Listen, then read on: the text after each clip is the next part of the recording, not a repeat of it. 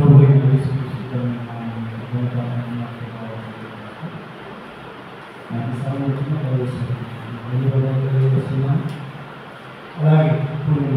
ఇప్పుడు నాకు శుభములు ఇలాంటి సమయంలో దేవుని చదువుతున్నాను.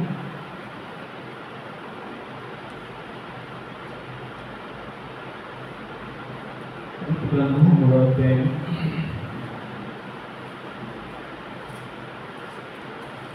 మొదటి నుంచి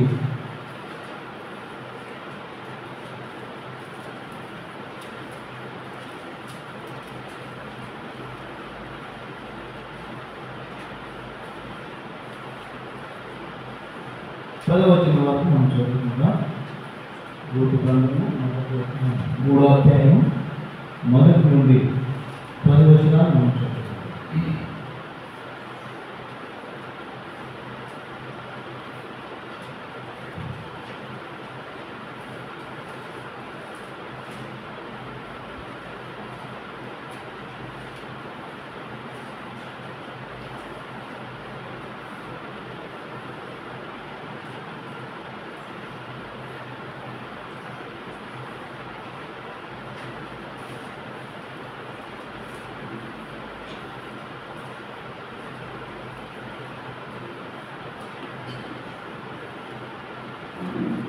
ఆమె అత్తయ్య నయోమి నాకు మారి నీకు మేలు కలుగుతుంది, నేను నీకు కొరకు విచారింపవలసిన దానిలో ఎవరి పనికత్తల యొక్క నీకు ఆ బోయాసు నాకు బంధువు. ఇదిగో ఈ రాత్రి అతడు కళ్ళను రావడం తూర్పాటు పట్టుకుపోతున్నారు.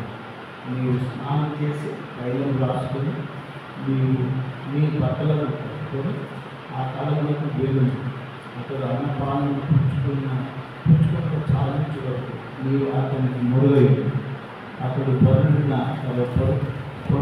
తర్వాత అతడు పడుకున్న స్థలం గుర్తిరిగి లోపలికి పోయి అతని కాళ్ళ మీద ఉన్న బట్ట తీసి పడుకోవాలి. నువ్వు చేయవలసిన దాన్ని అతడు నీకు తెలియజేయమని అనుకోగా ఆమె నువ్వు శ్రమించిన అందరి వేసిన చెప్పి అల్లములకు నచ్చకపోయి తన అత్త ఆజ్ఞాపించిన నంది వచ్చేసి బోయాసు మనసును సంతోషించినట్టు ఆమె కాళ్ళను తెచ్చుకొని దేవాలయంలో పోయి దాని ఆమె మెల్లగా పోయి అతని కాళ్ళ మీద ఉన్న బట్ట తీసి పడుకుంది. మధ్యరాత్రి అతడు ఉడికిపడి తిరిగి చూసినప్పుడు ఒక స్త్రీ అతని కాళ్ళ యొక్క పడుకొని ఉండేది. అతను నీ గౌరవం అడుగుతా, నేను రూపును అను నీ దాసురాలు, నీవు నాకు సమీప బంధువుడు కనుక నీ దాసురాలైన నీ దాసురాలి మీద నీ కొడుకు కప్పుమంటారు. అతడు నా కుమారి యెహోవా చేత నీవు దీవెన నొందుతాను. కొద్దివారే కానీ గొప్పవారే కానీ యవనస్తులను నీవు ఎక్కడకు కలుగుట వలన నీ మునుపటి ప్రవర్తన అంటే వెనుకటి సత్ప్రవర్తన మరీ ఎక్కువైంది. దేవుని మాటను దీవించుగాక. 9వ వచనాన్ని మనం చదువుతాం. అతను నీ గౌరవని అడుగట, ఆమె నేను రూతు అను నీ దాసురాలిని, నీవు నాకు సమీప బంధువుడు కనుక నీ దాసురాలి మీద నీ కొంగు కప్పుమంట. చిన్న ప్రార్థన చేసుకున్నాం. పరిశుద్ధుడైన మా ప్రభువా, నీకు స్తుతి స్తోత్రములు వందనములు చెల్లించుకుంటున్నాము. చదువుకున్న వాక్యం నీకు ప్రభువా, చదువుకున్న వాక్యానికి మీ ఆశీర్వాదాలు జోడు చేయండి.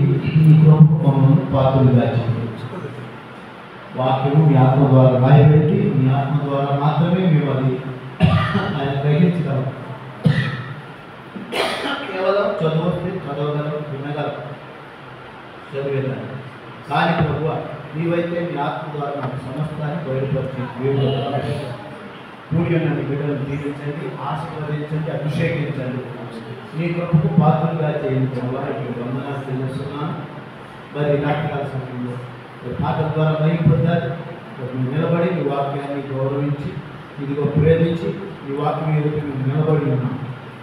ప్రభువా ఈ వాక్యానికి మేము నమస్కరిస్తున్నాం, ఈ వాక్యాన్ని మేము గౌరవిస్తున్నాం. ఎందుకంటే ఈ వాక్యమే మమ్మల్ని బ్రతికించేది, మా పాదాల్లో నెమ్మదినిచ్చేది. అందులో బట్టి మీకు స్తోత్రం. రాయబడినటువంటి వాక్యము వెనక భాగంలో ప్రభు దానియేలు సంగతులను బయలుపరిచే దేవుడు తండ్రి.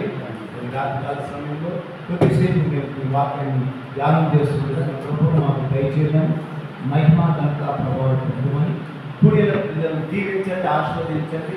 వాళ్ళ హృదయం చెందుతున్నటువంటి ఆలోచనను ఏమైందో ఎరిగిన దేవుడు ప్రభు మీ చెందుగా వారితో మాట్లాడి మహిమ పొందమని ప్రార్థన చేస్తున్నాము.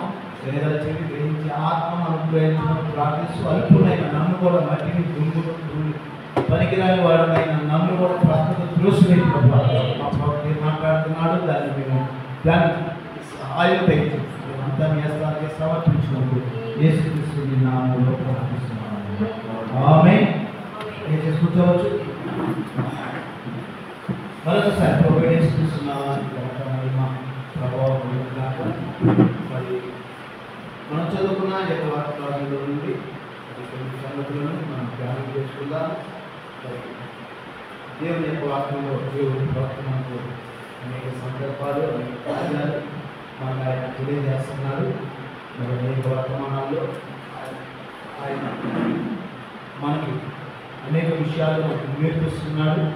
అందును బట్టి మనంతా దేవుడికి స్తుతులు స్తోత్రములు చెల్లించబద్ధమై ఉన్నాము. మరి విరాత్కాల సమయంలో కొద్దిసేపు దేవుని యొక్క వాక్యాన్ని మనం ధ్యానం చేసుకుందాము. మరి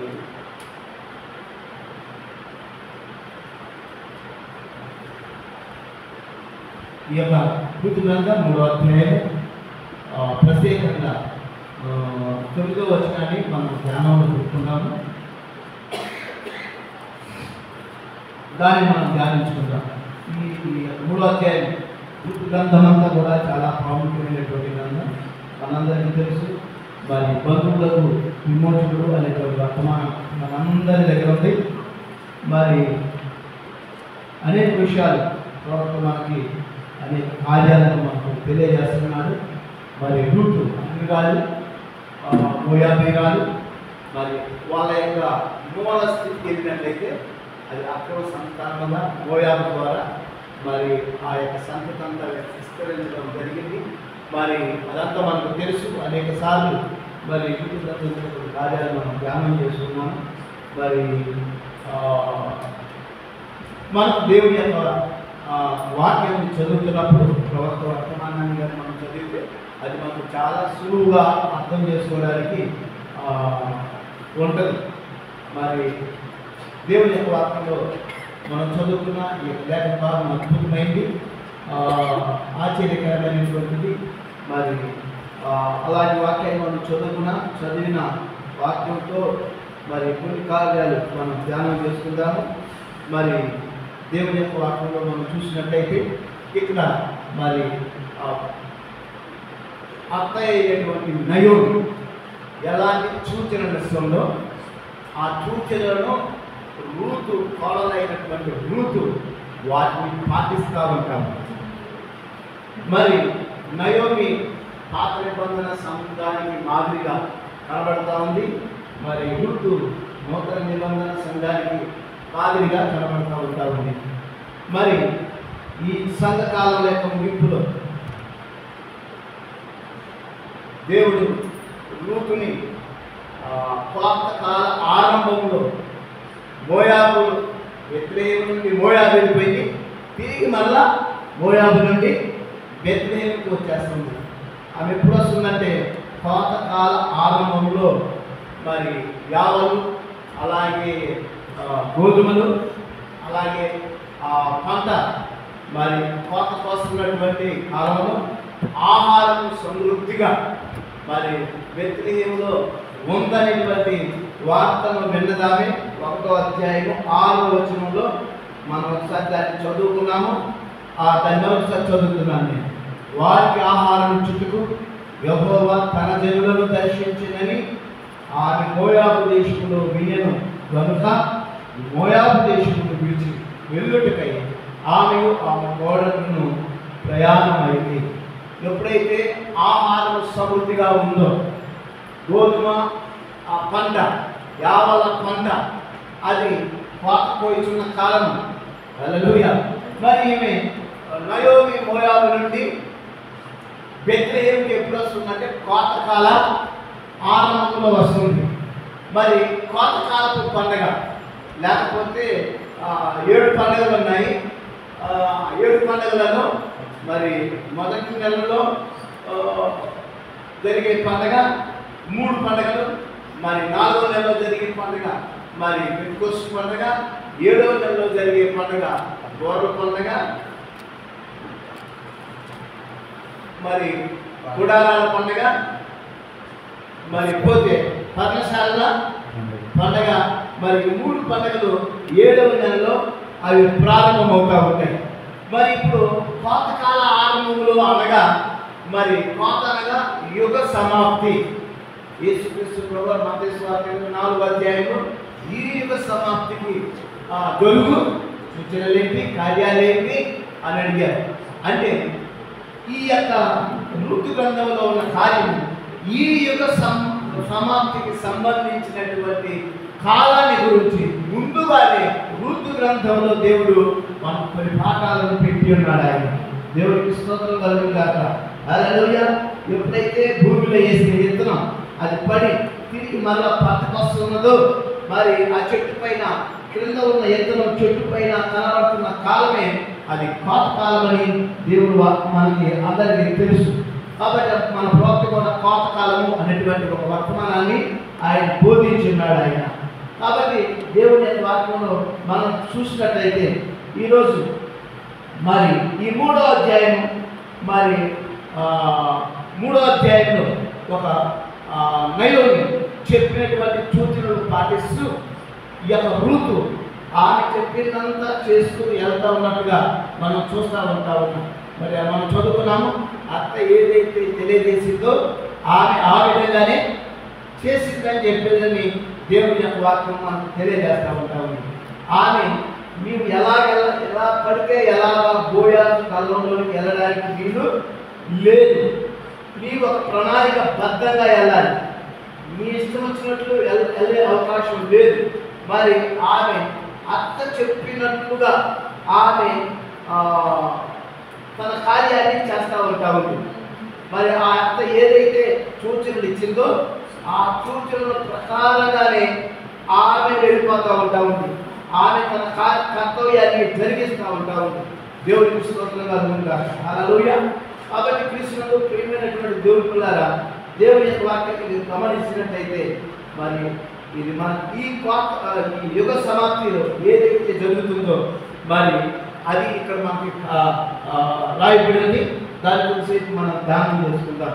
మరి ఈ యొక్క మరి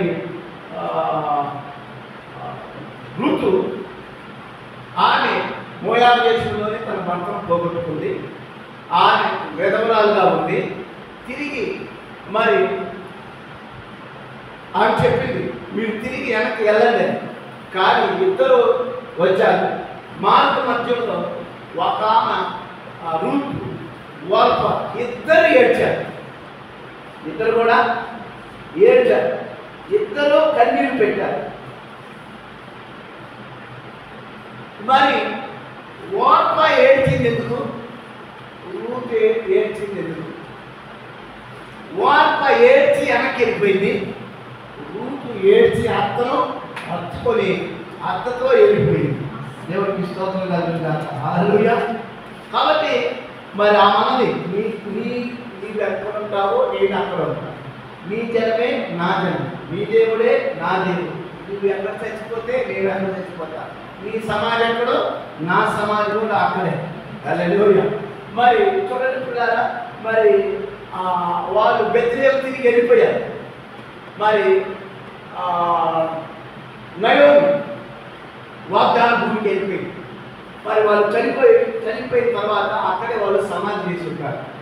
మరి పాత నిబంధన భక్తుల యొక్క సమాధులు ఎక్కడైతే ఉన్నాయో అక్కడ పునరుద్ధానం జరిగింది. హల్లెలూయా. కాబట్టి ఈ కూడా అక్కడ సమాధి చేయబడి ఉండొచ్చు. మరి ఇక్కడ మన బైబిల్లో చూస్తే రూతు మరి సమాధి చేయబడినట్టు మరి అక్కడ రాయబడలేదు. అయితే పిల్లగా మరి ఇక్కడ వాళ్ళు నీ సమాధి అక్కడ, నా సమాధి కూడా అక్కడే అని చెప్పేదాన్ని అది పునరుద్ధానాన్ని సూచిస్తూ ఉంది. మత్తయి సువార్త 27:50 ప్రకారం పాత నిబంధనలో ఉన్న భక్తులందరూ వాగ్దాన భూమిలో బాధపడినప్పుడు మరి ప్రభు యేసు మా శిలువ మరణ పునరుద్ధానం ద్వారా ఆయన తిరిగి లేచినప్పుడు మత్తయి 27:50 ప్రకారంగా పాత నిబంధన భక్తులందరూ తిరిగి లేపబడినప్పుడు ఈ సమాధులన్నీ కూడా తిరిగి లేపబడింది. అంటే నిజంగా పునరుద్ధానాన్ని కూడా మరి ఇక మనకు తెలియజేస్తా ఉంటాము. దేవునికి స్తోత్రం. మరి వార్త ఏడ్చి ఏడ్చి ఏడ్చి ఏడ్చి మోయాబు దేశానికి వెళ్ళిపోయింది. తిరిగి వెనక పూర్వపు స్థితికి వెళ్ళిపోయింది. పూర్వపు స్థితి అంతటిని వదిలిపెట్టి అసలు జ్ఞాపకం చేసుకోకుండా నీ జనమే నా జనమని ఒక తీర్మానంతో, ఒక ప్రతిజ్ఞతో ఆమె ముందుకు సాగిపోయినట్టుగా మనం చూస్తున్నాం. దేవుడికి స్తోత్రం హల్లెలూయా. కాబట్టి మరి అలాంటి రూతు మరి అలాంటి పరిస్థితుల్లో అతనే హత్తుకున్నట్టుగా దేవుని యొక్క వాక్యం చెబుతూ ఉంటా ఉంది. మరి కోతకాల ఆరంభంలో వాళ్ళు ప్రయాణం అయ్యారు, వాళ్ళు వెళ్ళిపోతున్నారు. 3వ అధ్యాయం వచ్చేసరికి అక్కడికి ఆల్రెడీ ముందే వెళ్ళిపోయారు. మరి 1వ అధ్యాయంలో మరి రూతు యొక్క తీర్మానాన్ని మనం చూస్తున్నాము. మరి 2వ అధ్యాయంలో రూతు యొక్క పని చేయడం మనం చూస్తున్నాము. ఇక్కడ 3వ అధ్యాయంలో మనం గమనించినట్లయితే మరి పనికి తగినటువంటి స్థితిని ఆమె పొందుకోబోతున్నటువంటి కార్యాన్ని మనం చూస్తున్నాము. 4వ అధ్యాయంలో ఆమె పొందబోయే బహుమానాన్ని గురించి తెలియజేస్తూ ఉంటా ఉంది. అయితే కృష్ణుడు ప్రియమైన దేవుడున్నారు, నువ్వేం చేయాలంటే రూతు ఆమె నీవు బోయాజు కళ్ళం దగ్గరికి వెళ్ళేటప్పుడు నువ్వు చేయవలసినటువంటి విధానం ఏంటంటే, మరి ఇదిగో ఈ రాత్రి అతడు కళ్ళం దగ్గర ఉన్నాడు, అతడు ఎవరో కాదు. 3వ అధ్యాయంలో 2వ వచనంలో ఆమె తెలియజేస్తుంది, బోయాజు మనకు బంధువులు. బంధువులు అనగా రక్త సంబంధి. అంటే రూతుకు నయోమికి అతడు రక్త సంబంధి. రూతు యూదుని చేసుకోవడం ద్వారా ఆమె కూడా రక్త సంబంధి. కాబట్టి అతడు మనకి బంధువు. దేవునికి స్తోత్రం కలిగిందాక. మరి ఈ రాత్రి అతడు కళ్ళలో యావాలు తూర్పాలు పట్టింపు పోతున్నాడు. దేవునికి స్తోత్రం. మరి ఇక్కడ వారు కొంతకాలంలో వస్తున్నారు. కొంతకాలం అంటే యుగ సమాప్తం చెప్తా ఉంటుంది. మరి కొంతకాలంలో ఏం జరుగుతుంది ప్రభు చెప్పాడు. మత్తయి సువార్త 13వ అధ్యాయంలో గురుగులు గోధుమలు వేరు చేసే అంటే తూర్పాలు పట్టడం అంటే ఏంటిది? తీర్పు తీర్చేటువంటి పరిస్థితి. అంటే పరీక్షకు వచ్చే సమయం అది, పరీక్షించబడుతున్న సమయం అది. మరి ఇప్పుడు తూర్పాలు పట్టుటనగా చేటలో ఉన్నటువంటి ఆ కళ్ళంలో ఉన్న ఆ యొక్క దుమ్ము, ఆ చెత్త, ఆ చెదారంతో ఉన్న ఆ గింజలన్నిటినీ మరి గాలిలో తూర్పాలు పడుతున్నప్పుడు గాలి తాలు చెత్త చెదారం అంతా కూడా గాలికి కొట్టుకొని పోయి గింజలు ఎవరైతే ఆ యజమాని తూర్పాలు పడుతున్నాడో అతని పాదాల మీద ఆ గింజలు పడతాయి. దేవునికి స్తోత్రం కలిగిందా. పొట్టంతా వెళ్ళిపోద్ది, తాళంతా వెళ్ళిపోద్ది. పాదాల దగ్గర యజమాని పాదాల దగ్గర పడేది గింజలు మాత్రమే. హల్లెలూయా. చివరికి మన ప్రభు అయిన యేసు క్రీస్తే మరి మన పాత యజమాని బోయాజు మాదిరిగా ఉన్నాడు. మరి ఆయన తూర్పాలు పడుతున్నప్పుడు మరి ఆ గింజలు బోయాజు పాదాల దగ్గర ఉంటాయి. అలాగే ఈరోజు విశ్వాసం కూడా ఎక్కడ ఉన్నారంటే మన స్థానం ఏంటంటే క్రీస్తు పాదాల దగ్గర ఉండాలి. ఈ కోతకాల సమయంలో, ముగింపు కాల సమయంలో మనము అతి సమీపముగా దేవునికి అతి దగ్గరగా దేవుని యొక్క సన్నిధిలో, దేవుని పాద సన్నిధిలో ఉండాలి. దేవునికి స్తోత్రం కలుగుగాక. హల్లెలూయా. మరి ఆ సీమోను పరిసయ్యుడైన సీమోను ఎన్కేసింది ఆయన, బిర్యానీ పెట్టింది ఆయన, ప్రజలకు ఇస్లాం అన్ని మనకు వచ్చింది ఆయన, అంత ఏర్పాటు చేసినాక ఆయన స్త్రీ పాపాత్మురాలు పశ్చాత్తాపడి మరి ఆ కన్నీళ్లతో ఆయన పాదాలు కలిగి మరి ఆ కురులతో ఆ పాదాలు తుడిచి పాప ప్రక్షాళన పొంది పొందుతుంది ఒక స్త్రీ. హల్లెలూయా. ఖర్చులన్నీ ఎవరివి? సీమోనియే. ఎంత ఖర్చు, మరి ఖర్చు, గ్లాసుల ఖర్చు, బియ్యం, గాలు, అన్ని ఖర్చు అంటే ఎవరిది? రక్షణ ఎవరిది? పాప క్షమాపణ ఎవరిది? ఆయన పాదాల దగ్గరికి వచ్చేవాళ్ళు. దేవుడికి స్తోత్రం కలుగుగాక. కాబట్టి ఆమె పాదాల దగ్గరికి వచ్చింది, ప్రక్షాళన పొందుతుంది. దేవుడికి స్తోత్రం కలుగుగాక. మరి ఈ రాత్రికాల సమయంలో మనం కూడా మరి నయోమి రూతుతో చెప్తుంది. ఏమని చెప్తుందంటే, అతడు కళ్ళంలో తూర్పాలు పట్టించబోతున్నాడు. నీవు స్నానం చేసి, స్నానం చేయడం విధిగా, స్నానం అసలు ఇంట్లోనే స్నానం చేస్తా. బైబిల్ గ్రంథంలో స్నానం అనగా ఏంటిది మనం చూద్దాం. తీతు పత్రిక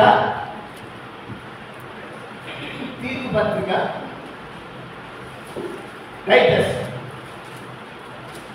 తీతు పత్రిక 5వ అధ్యాయం, 1 తిమోతి, 2 తిమోతి, 3వ అధ్యాయం.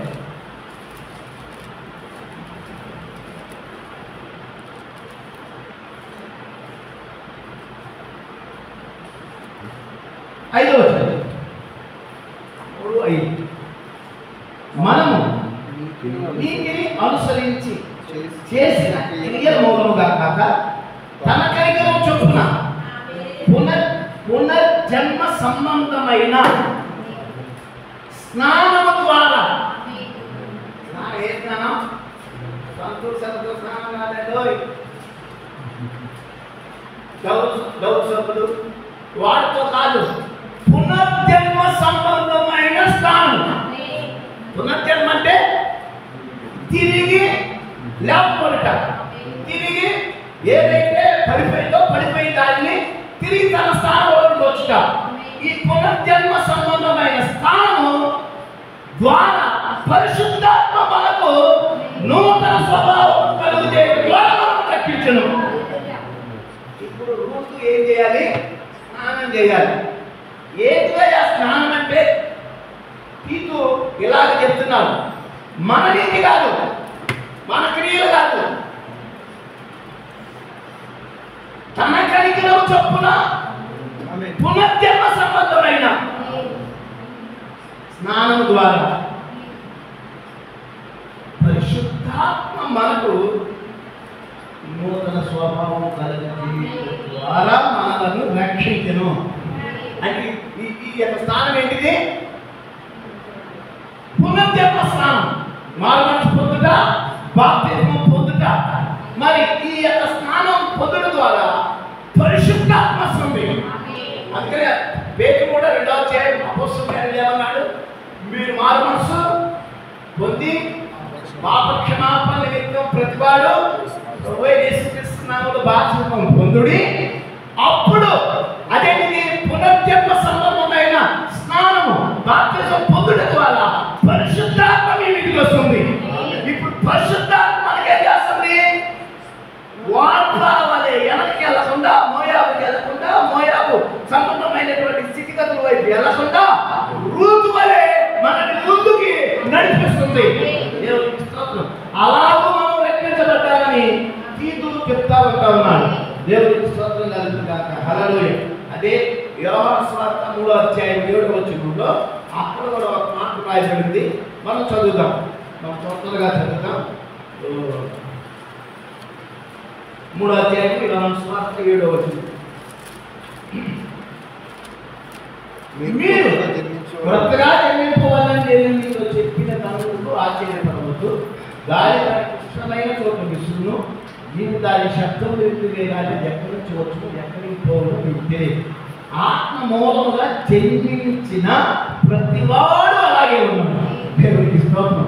ఇప్పుడు ఎప్పుడైతే మనము మరి నికోదేముతో యేసు ప్రభువు మాట్లాడుతున్నాడు, తిరిగి జన్మల గురించి మాట్లాడుతున్నప్పుడు, నేను ముసలివాడిని, ఇప్పటికీ నా 78 సంవత్సరాలు, మళ్ళా నేను వెళ్ళి నా తల్లిదండ్రులు ఎలా నేను జన్మించగలని మరి స్వాభావికంగా ఆయన తిరగిస్తున్నట్టుగా మనం చూస్తున్నాం.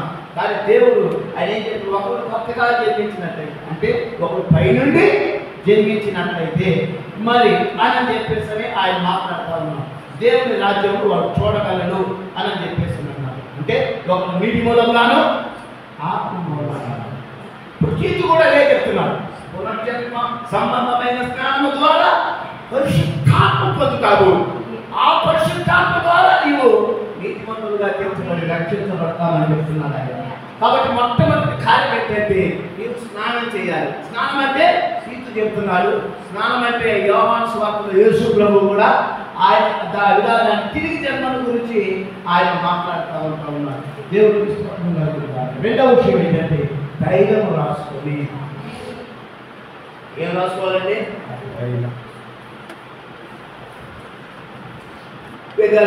రాసుకో.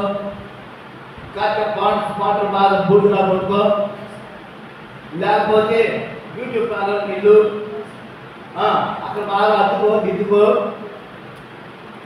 అని చెప్తున్నాడా? కాదండి. తైలం రాసుకొని అంటే ఒక ఆయన చెప్తున్నాడు, రూపగడ్డ మోయాబు దేశంలో నుండి అనగా చనిపోయిన తర్వాత ఆమె తన దగ్గర ఉన్న తైలం అప్పుడు తీసుకున్నాడు. ఎవరికి స్తోత్రం కలుగుతుంది. హల్లెలూయా. మరి ఆ తైలమును ఆమె రాసుకున్నది.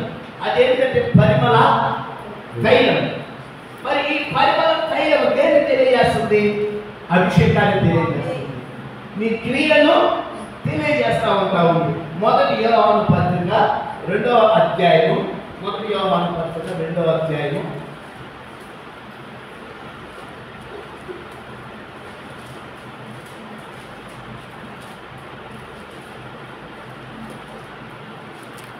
20వ వచనం. తైలము అనగా దేన్ని సూచిస్తుంది? నూనె దేన్ని సూచిస్తుంది అనే కార్యాన్ని మొదటి యోహాను పత్రిక 2వ అధ్యాయము 20వ వచనాన్ని మనం చూద్దాం. అయితే మీరు పరిశుద్ధుని వలన అభిషేకం పొందిన వారు కనుక దేవుడు తైలం దేన్ని చూపిస్తూ ఉంది? అభిషేకాన్ని సూచిస్తూ ఉంటా ఉంది. దేవుని యొక్క అభిషేకాన్ని సూచిస్తూ ఉంటా ఉంది. దేవుడికి స్తోత్రం కలుగుగా. మరి పరిశుద్ధుని వలన కలిగే అభిషేకం అని దేవుని యొక్క వాక్యం చెప్తా ఉంటా ఉంది. దీనికి మరొక కార్యాన్ని మనం చదువుతాం. మొదటి కొరింథీయులకు రాసిన పత్రిక 2వ అధ్యాయము. మొదటి కొరింథీయులకు రాసిన పత్రిక 2వ అధ్యాయము 9-10 వచనాలు చదువుతాం. 2వ అధ్యాయము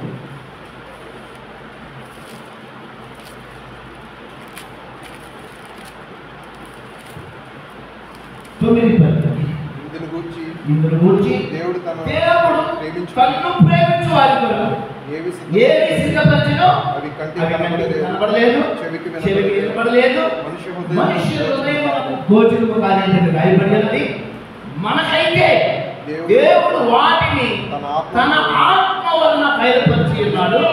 ఆ ఆత్మ అన్నిటినీ దేవుని మర్మములను కూడా పరిశోధించుచున్నాడు.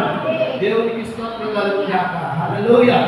కాబట్టి ఇదంతా కూడా ఎవరికంటే దేవుణ్ణి ప్రేమించు వారికి దేవుడు సిద్ధపరిచినటువంటి కార్యాన్ని తెలియజేస్తూ ఉంటా ఉంది. దేవునికి స్తోత్రం కలుగుగాక. హల్లెలూయా. చూడండి, ఇప్పుడు నువ్వేం చేయాలి? స్నానం చేయాలి, తైలం రాసుకోవాలి, వస్త్రములను ధరించి పనికి వెళ్తున్నావే రోజు అది ఇప్పుడు ఒక స్పెషల్ డ్రెస్ ని తీసుకో, నువ్వు వాటిని కట్టుకో. దేవునికి స్తోత్రం కలుగుతాను. వస్త్రం అనగా నీతి. అందుకని యెషయా అన్నాడు, మన నీతి మురికి గొడ్డ లాంటిది. అయితే ఇప్పుడు మనకేం కావాలి? దేవునికి స్తోత్రం. రోమీయులకు రాసిన పత్రిక 3వ అధ్యాయము. రోమీయులకు రాసిన పత్రిక 3వ అధ్యాయము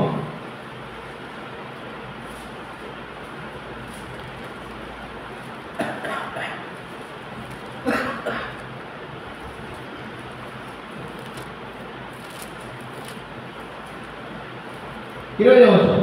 ఎలాగనగా ధర్మశాస్త్రమైన క్రియల మూలముగా ఏ మనుషుడును ఆయన దృష్టికి నీతిమంతుడని తీర్చబడడు. ధర్మశాస్త్రము వలన పాపం అనగా ఎందుకో తెలియజేయబడుతుంది. ఇట్లుండగా ధర్మశాస్త్రములకు వేరుగా దేవుని నీతిని బయలుపడుచున్నది. దానికి ధర్మశాస్త్రము ప్రవక్తను సాక్షించుచున్నారు. అది యేసుక్రీస్తునందరి విశ్వాస మూలమైనదై నమ్మువారందరికీ కలుగు దేవుని నీతి. హల్లెలూయా. యేసుక్రీస్తునందరి విశ్వాసం ఉంచడం ద్వారా నమ్మువారందరికీ కూడా దేవుని నీతి.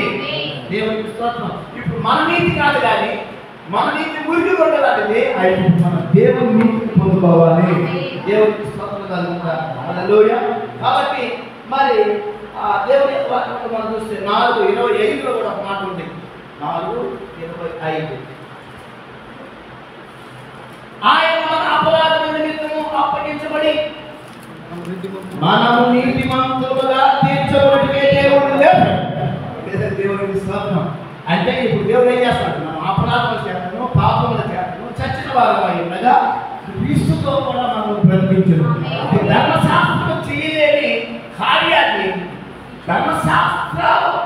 ధర్మశాస్త్రము తరపున కృప వచ్చి ఆయన ఏం చేసిందంటే మనిషికి చేయలేని ధర్మశాస్త్రము కృప మనిషికి క్రీస్తు నీతిని నేర్పించింది. దేవునికి స్తోత్రం కలుగుగాక. హల్లెలూయా. కాబట్టి మనకు కావాల్సింది మన నీతి కాదు, మన స్వనీతి కాదు, మన మురికి కుండలాంటి జీవితం కాదు, కానీ యేసు క్రీస్తు ద్వారా దేవుడు నీతిమంతులుగా చేసి ధర్మశాస్త్రము నుండి మనల్ని విడిపించి క్రీస్తునందు విశ్వాసం ఉంచడం ద్వారా మనల్ని నీతిమంతులుగా చేస్తుంది. దేవునికి స్తోత్రం. హల్లెలూయా. కాబట్టి క్రీస్తునందు ప్రియమైన దేవుడు పిల్లారా, మరొక వాక్యం చదువుగా 2 కొరింథీ 5:21 చదువుగా 5:20.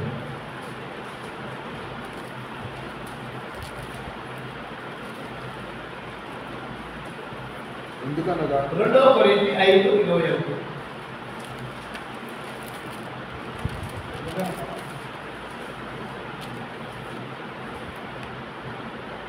ఎందుకనగా మనం ఆయన యందు దేవుని నీతి అగునట్లు పాపలేని ఆయన మన కోసం పాపముగా మారెను.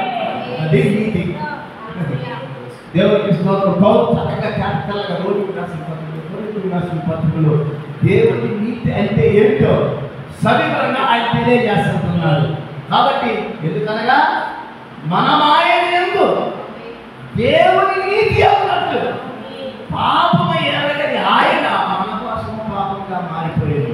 ఇప్పుడు ఆయన శిలువ మరణ పునరుత్థానములు మన పాపాన్ని తీసివేసి నిజంగా పాపాన్ని కొట్టివేసి మనము కూడా దేవుని నీతి అన్నట్లుగా ఆయన మన నీతిమంతులుగా చేయడం కోసం మరి ఆయన మన కోసం పాపముగా మారిన పాపము చేయలేదు, కానీ మన పాపాన్ని ఆయన మీద వేసుకొని ఆయన నీతిమంతువాన్ని మనకు ధరింపజేశాడు ఆయన.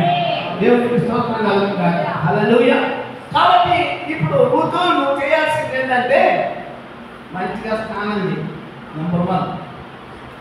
రెండవది మంచి తైలం రాసుకో. మూడవది చక్కగా వస్త్రాలను ధరించు.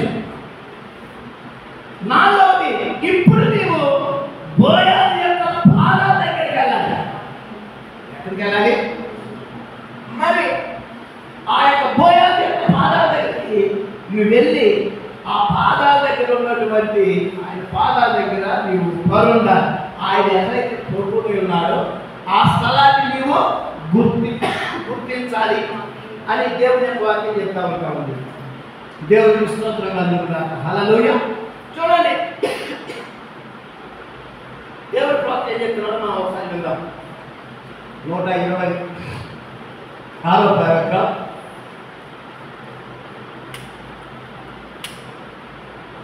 బంధువుడు రిమోట్ ఆయన చెప్పాను, అతడు ఎక్కడ పడుకున్నాడో గుర్తించుకున్నాను. అప్పుడు అతడు నిద్రించుకు పడుకునగానే నీ వెళ్ళి అతని కాళ్ళ యొక్క పడుకోను, అతని తల యొక్క కాదు. యోగ్యత లేని నీవు ఆయన కాళ్ళ ఎత్తుకు రావాలి.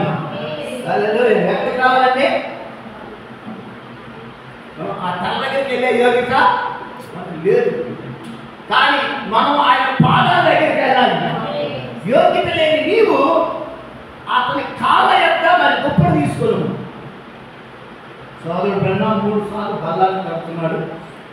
అతడు కప్పబడి ఉన్న దాన్ని మీపై లాక్కొనము. దాన్ని మీరు చూసి ఉన్నారా? సంఘం ఆమె చెబుతున్నది. మీరైతే మౌనంగా కూర్చోండి, వాళ్ళ సంఘం చెబుతున్నది. ఓ మై, నేను ఒక మూఢభక్తి గలవాలని మీరు అనుకుందరని నాకు తెలియదు.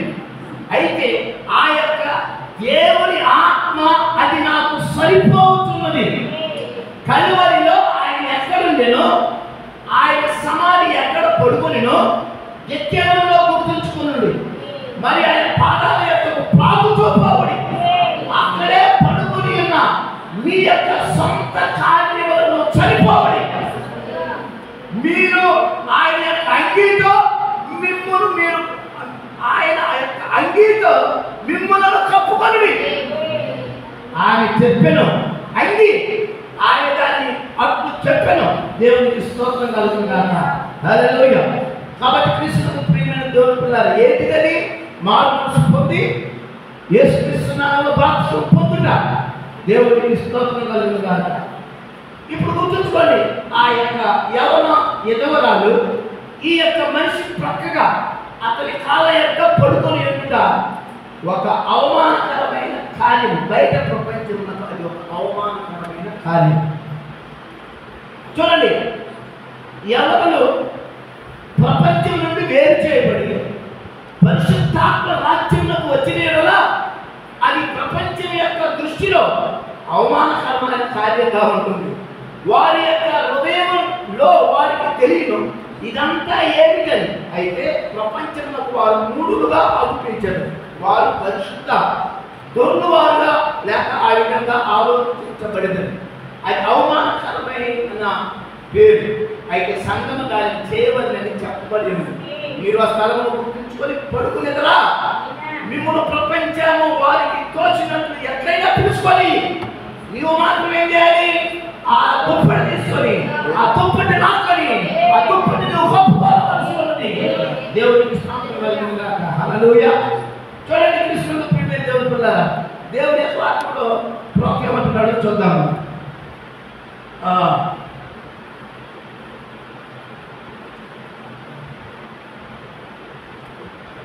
అది ఏమైనా పర్వాలేదు, ఇతరులు ఏమి చేసినను నేను క్రయమును చెల్లించను. అది ఒకవేళ అవమానకరమైనను, ఒకవేళ ఇంటిని పోగొట్టుకోవలసి వచ్చినా, పోగొట్టుకున్న కుటుంబమును పోగొట్టుకోవలసిన వచ్చినను మీరు కూడా దానిని స్నేహితులను ఏమైనప్పటికీ సమస్తము పోగొట్టుకొని ఒంటరిగా పోయను. నేను ఆ మార్గం ఎన్నుకొనిటను. నా యొక్క పొరుగు వారిని నన్ను ఒక పరిశుద్ధ దొర్లువారు, అది ఒక పెంచుకోసులు, ఒక మూడబెట్టి గలవాడు అని వారు ఏమి చెప్పినా నేను లెక్క చేయను. అది నాకు ఏ వ్యత్యాసం కలిగింది. నేను ఆరోపించి ఉన్నాను. నేను స్పష్టంగా నా యొక్క నిర్ణయం తీసుకొని ఉన్నాను. నేను కదిలిపోతున్నాను. దేవునికి స్తోత్రం. చూడండి, ఆమె పొలంలో ఏర్పడి వలన బడలకి నుండి అతడు ఆమెకు విశ్రాంతినివ్వగలడు. బోయాజు ఆమెను పొలంలో కనుగొనుట చాలా మధురంగా ఉంది. దీనిని నేను వదలలేను. బోయాజు ఆమె పొలంలో చూసింది. అతడు చెప్పిన చూడుము అని అతన్ని, నీవెవరు?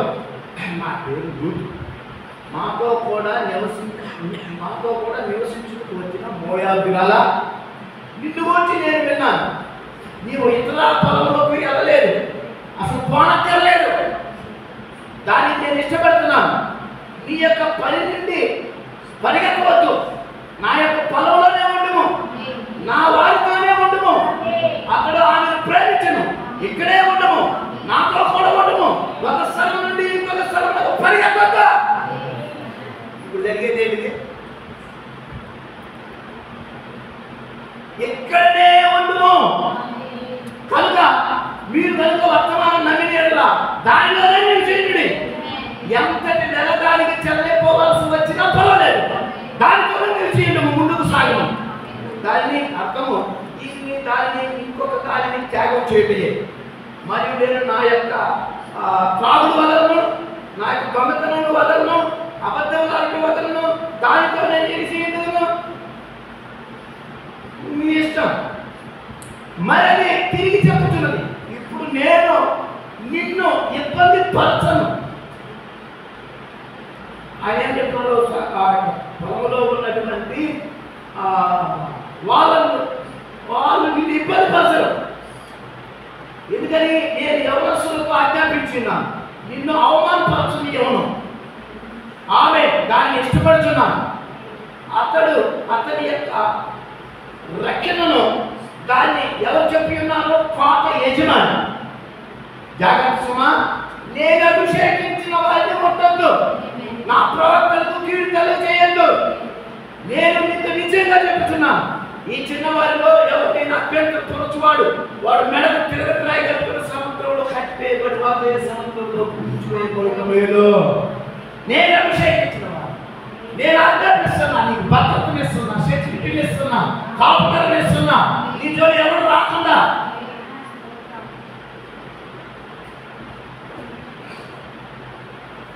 కొన్నిసార్లు పల్లెటూళ్ళలో పనులకి వెళ్తుంటే పాటలు పాడుతూ ఉంటారు. సరస్వతులైన పాటలు పాడుతూ పై చేస్తూ ఉంటారు. అహో ఓహో అనుకుంటా. కొన్ని ఏంటంటే కొన్ని లౌకిక సంబంధమైన పదాలతోటి ఆ పాటలు పాడుతూ నాట్లేస్తూ ఉంటారు. పాటలు పాడుతూ ఊరికొంటలు వస్తుంటారు. పాటలు పాడుతూ పనులు చేస్తూ ఉంటారు. అవన్నీ కొంచెం అట్లే ఎక్కువ అల్లరిగా లేకపోతే ఒక ఒయ్యాలు కలిగించేటువంటి పాటలుగా పాడుతూ ఉంటారు. అయితే పురుషులు దొరుకుతున్నారా? అక్కడ మరి దేవుడు బోయాజు ద్వారా రూట్కి ఏం చేస్తున్నాడంటే, బోయాజు యవనస్తులకు ఆజ్ఞాపిస్తున్నాడు. ఆయన జోడు ఎవరు? బోవరు. భద్రత కలిగిస్తున్నాడు. అందుకని నేను అభిషేకించిన వారిని ఎవరు ముట్టొద్దు. సౌలును దేవుడు అభిషేకించాడు. అందుకని దావీదు ముట్టల అవకాశం దొరికింది. 26 సార్లు 27 సార్లు కొట్టడానికి చూశాడు దావీదుని. కానీ ఒక్కసారి కూడా దావీదు సౌలు కొట్టాలని ప్రయత్నించలేదు. దేవుడికి స్తోత్రం హల్లెలూయా.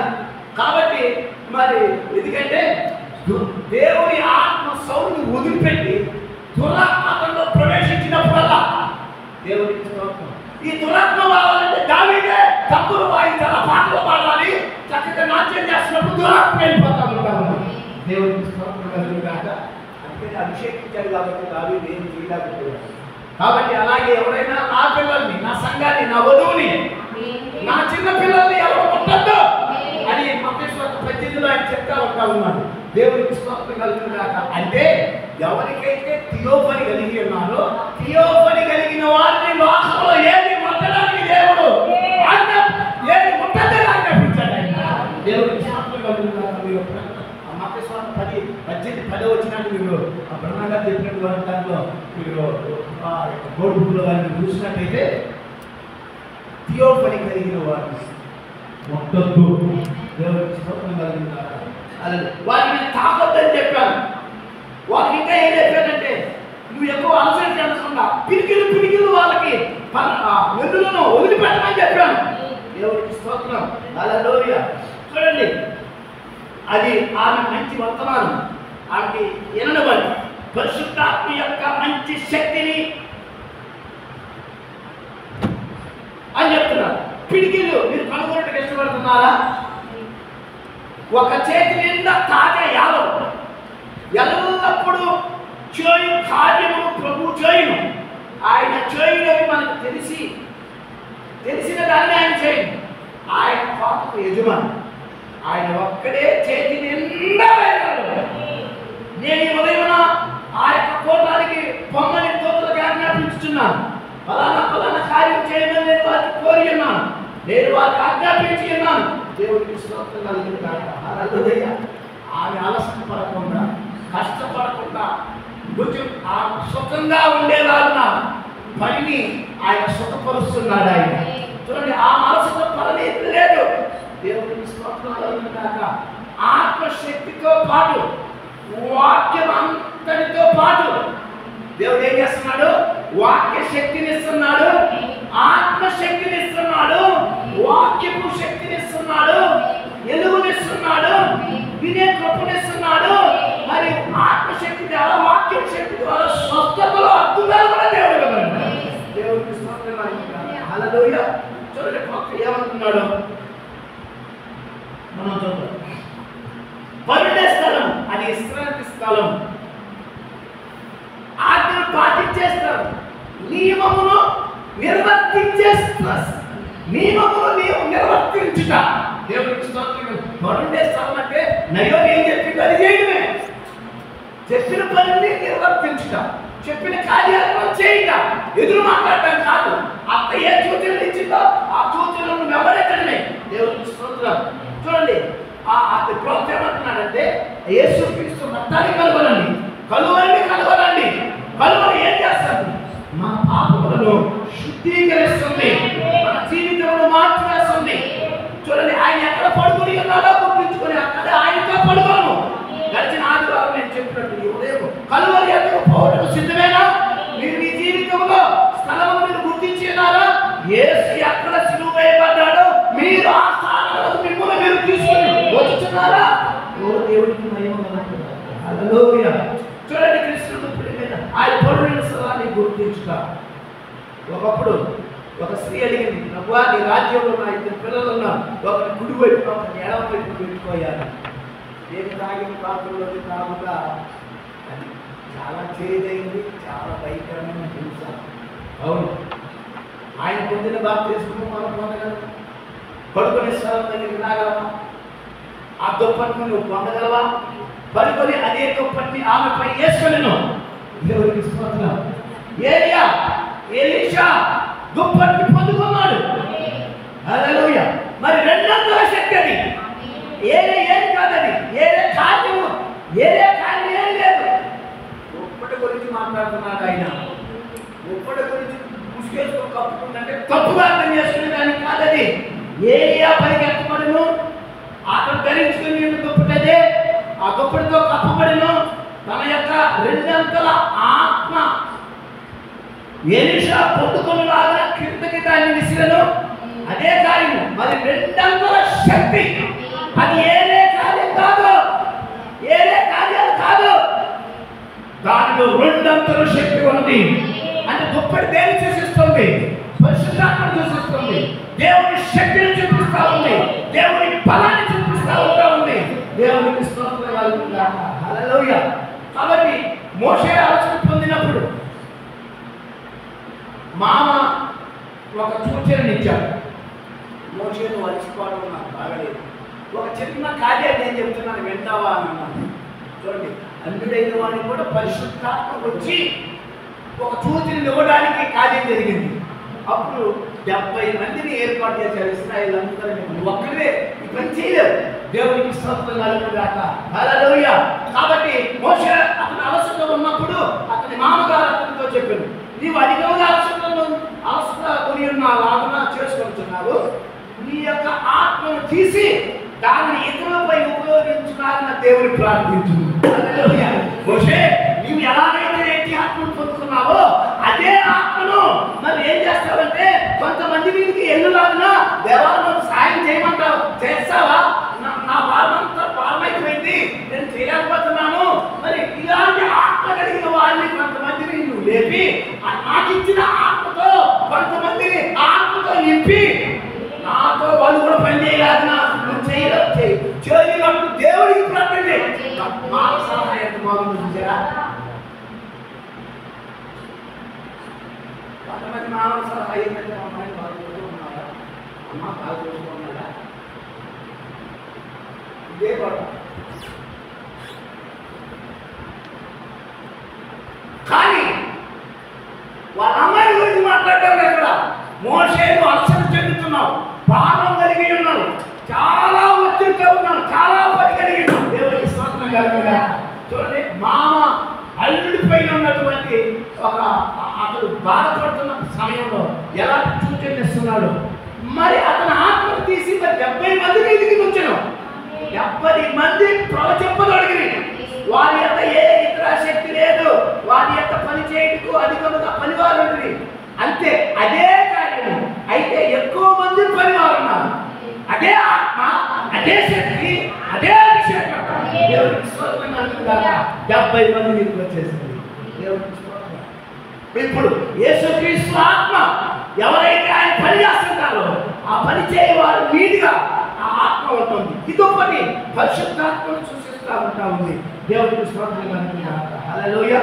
కాబట్టి ప్రవక్త అంటున్నాడు, ఆమె తన స్వసిద్ధమును మరణించినప్పుడల్లా పరిశుద్ధాత్మ ఆమె దుప్పటిని తీసుకొని ఆయన ఎక్కడ చనిపోయినో, విశ్రాంతి కొరకు ఎక్కడ పడుకొనినో ఆ స్థలాన్ని గుర్తుపెట్టుకుని అప్పుడు ఆమె పడుకుని ఉన్న అతని పైన ఉన్న దుప్పటి తీసుకొని ఆయన దాన్ని పైకి లావుకొని మరియు ఆ మనుషుని నిద్ర నుండి లేచి ఇలా చెప్పాడు, ఎవరు అక్కడ ఎవరు?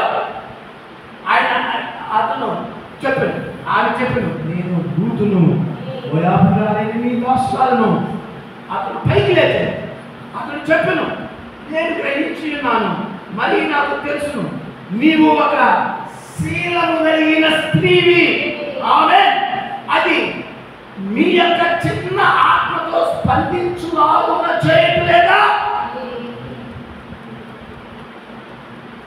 సమాజం చెప్పుతుంది ఆమేన్. నీవు ఒక నీతి గల స్త్రీవి. ఆమె ఏమైనా సమాధానం ఇచ్చును?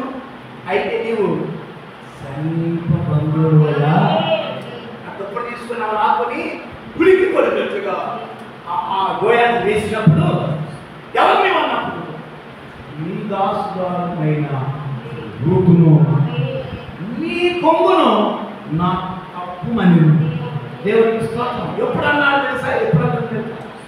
నీ దాసుడైన రూతును మోయాబీరాలుని నీవు నాకు సమీప బంధుడు అని నేను. ఎవరు చెప్పేది? నయోమి చెప్పింది.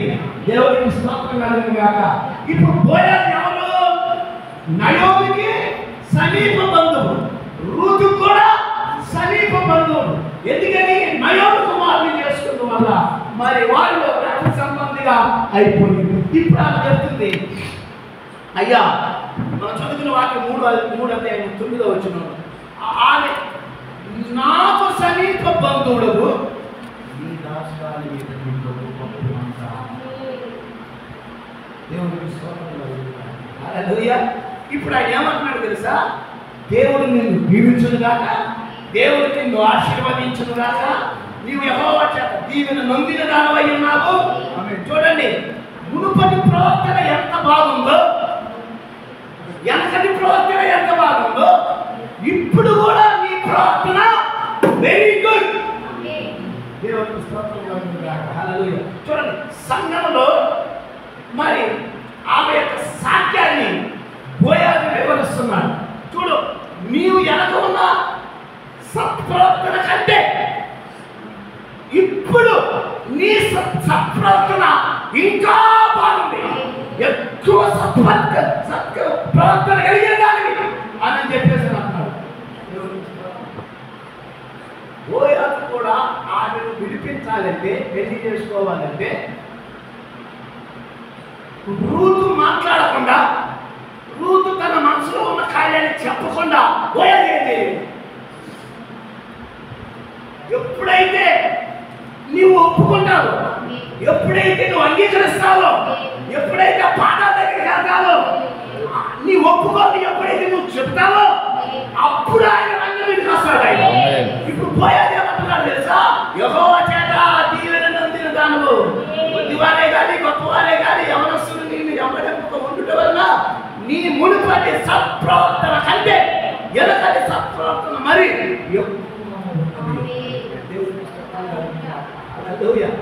ఇప్పుడు నాకు చెబుతుంది, నీవు నాకు సమీప బంధువులవయ్యా అన్నప్పుడు ఎస్, అప్పుడు ఆయన చెబుతున్నాడు, నేను కాదు, నాకంటే ఇంకా దగ్గర సంబంధి, రక్త సంబంధి బంధువుడు ఉన్నాడు, అతడు కాదంటే అప్పుడు నేను రంగం మీదకి వస్తాను.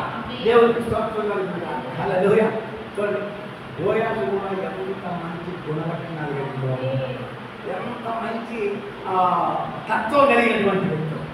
చూడండి, ఆ మధ్యరాత్రిలో అర్ధరాత్రిలో ఒక స్త్రీ అతని దగ్గరికి వచ్చినప్పుడు తన యథార్థతను చూపిస్తున్నాడు. అక్కడ తన యథార్థ ప్రవర్తనను చూపిస్తున్నాడు. దేవుడికి స్తోత్రం. మూడు సార్లు తప్పండి. మంచోడు బుద్ధి మాంసం కాదంట, శిల్పుడు సేను దగ్గర. చూడండి, బోయాజు తన యొక్క యథార్థతను, తన యొక్క గుణాన్ని ప్రత్యక్షపరుస్తున్నాడు. ఋతు నాకంటే నీకు ఒక సంబంధం, రక్త సంబంధం, అతను కాదంటే నేను. దేవుడికి ఋతువే సత్ప్రవర్తన కలిగిందైతే వరుడు కూడా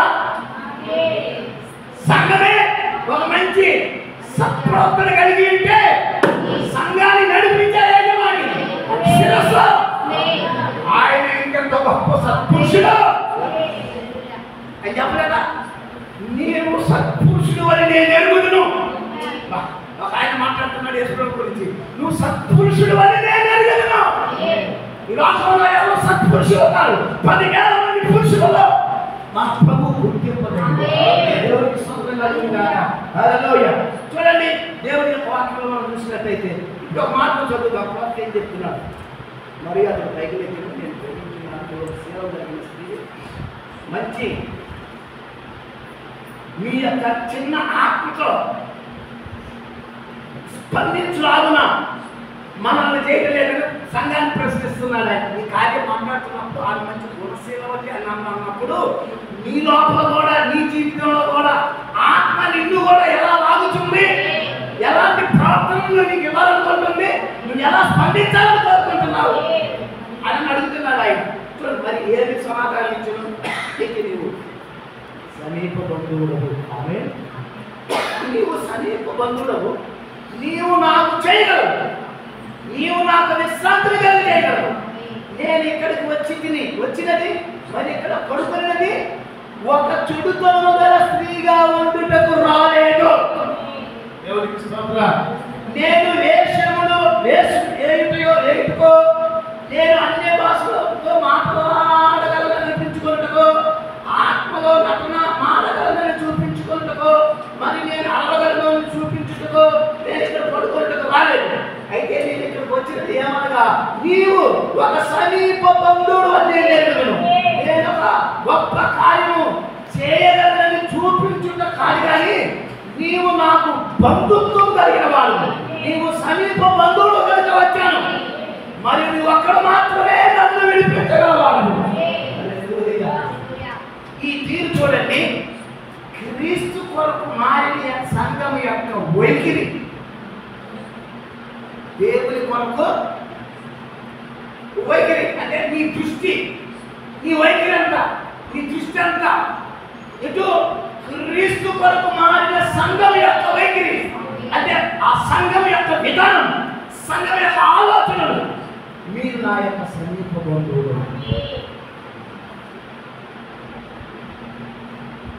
ఇప్పుడు అతను చెప్పాడు, నీవు ఒక మంచి నడకగలిగిన స్త్రీని, నేను నీ సమీప బంధువుడనని నిన్ను నీవు కప్పుకొనము, తెల్లవారు వరకు ఇక్కడ పడుకొనము, ఆ యొక్క దుప్పటిని కప్పుకొనము, నేను నీ యొక్క చొక్కాన్ని, చొట్టకాలు చొట్ట బంధువుడిని ఉదయం వరకు విశ్రాంతి తీసుకో, ఇక్కడే పడుకో. ఆమేన్. నేను నీ సమీప బంధువుతో, హల్లెలూయా, ఉదయం అయినప్పుడు తెల్లారినప్పుడు దుప్పటి తీసిన దుప్పట్లో 6 పళ్ళ యావలు సమకూర్చి దానిని దుప్పట్లో వేసుకొని చిన్న దుప్పటితో మరి ఇంటికి పోయేదను. దేవునికి స్తోత్రం కలుగుగాక. హల్లెలూయా. చూడండి, 6 పళ్ళ యావలు 6 సంవత్సరాలను సూచిస్తుంది. దుప్పటి పరిశుద్ధాత్మను సూచిస్తూ ఉంటుంది. ఈ పరిశుద్ధాత్మ 6 సంఘకాలలో ఉన్న సంగతులన్నిటినీ, 7 సంఘకాలలో ఉన్న వాక్యం అంతటినీ అనుభవిస్తున్న పడతా ఉంది. దేవునికి స్తోత్రం కలుగుగాక. హల్లెలూయా. చూడండి,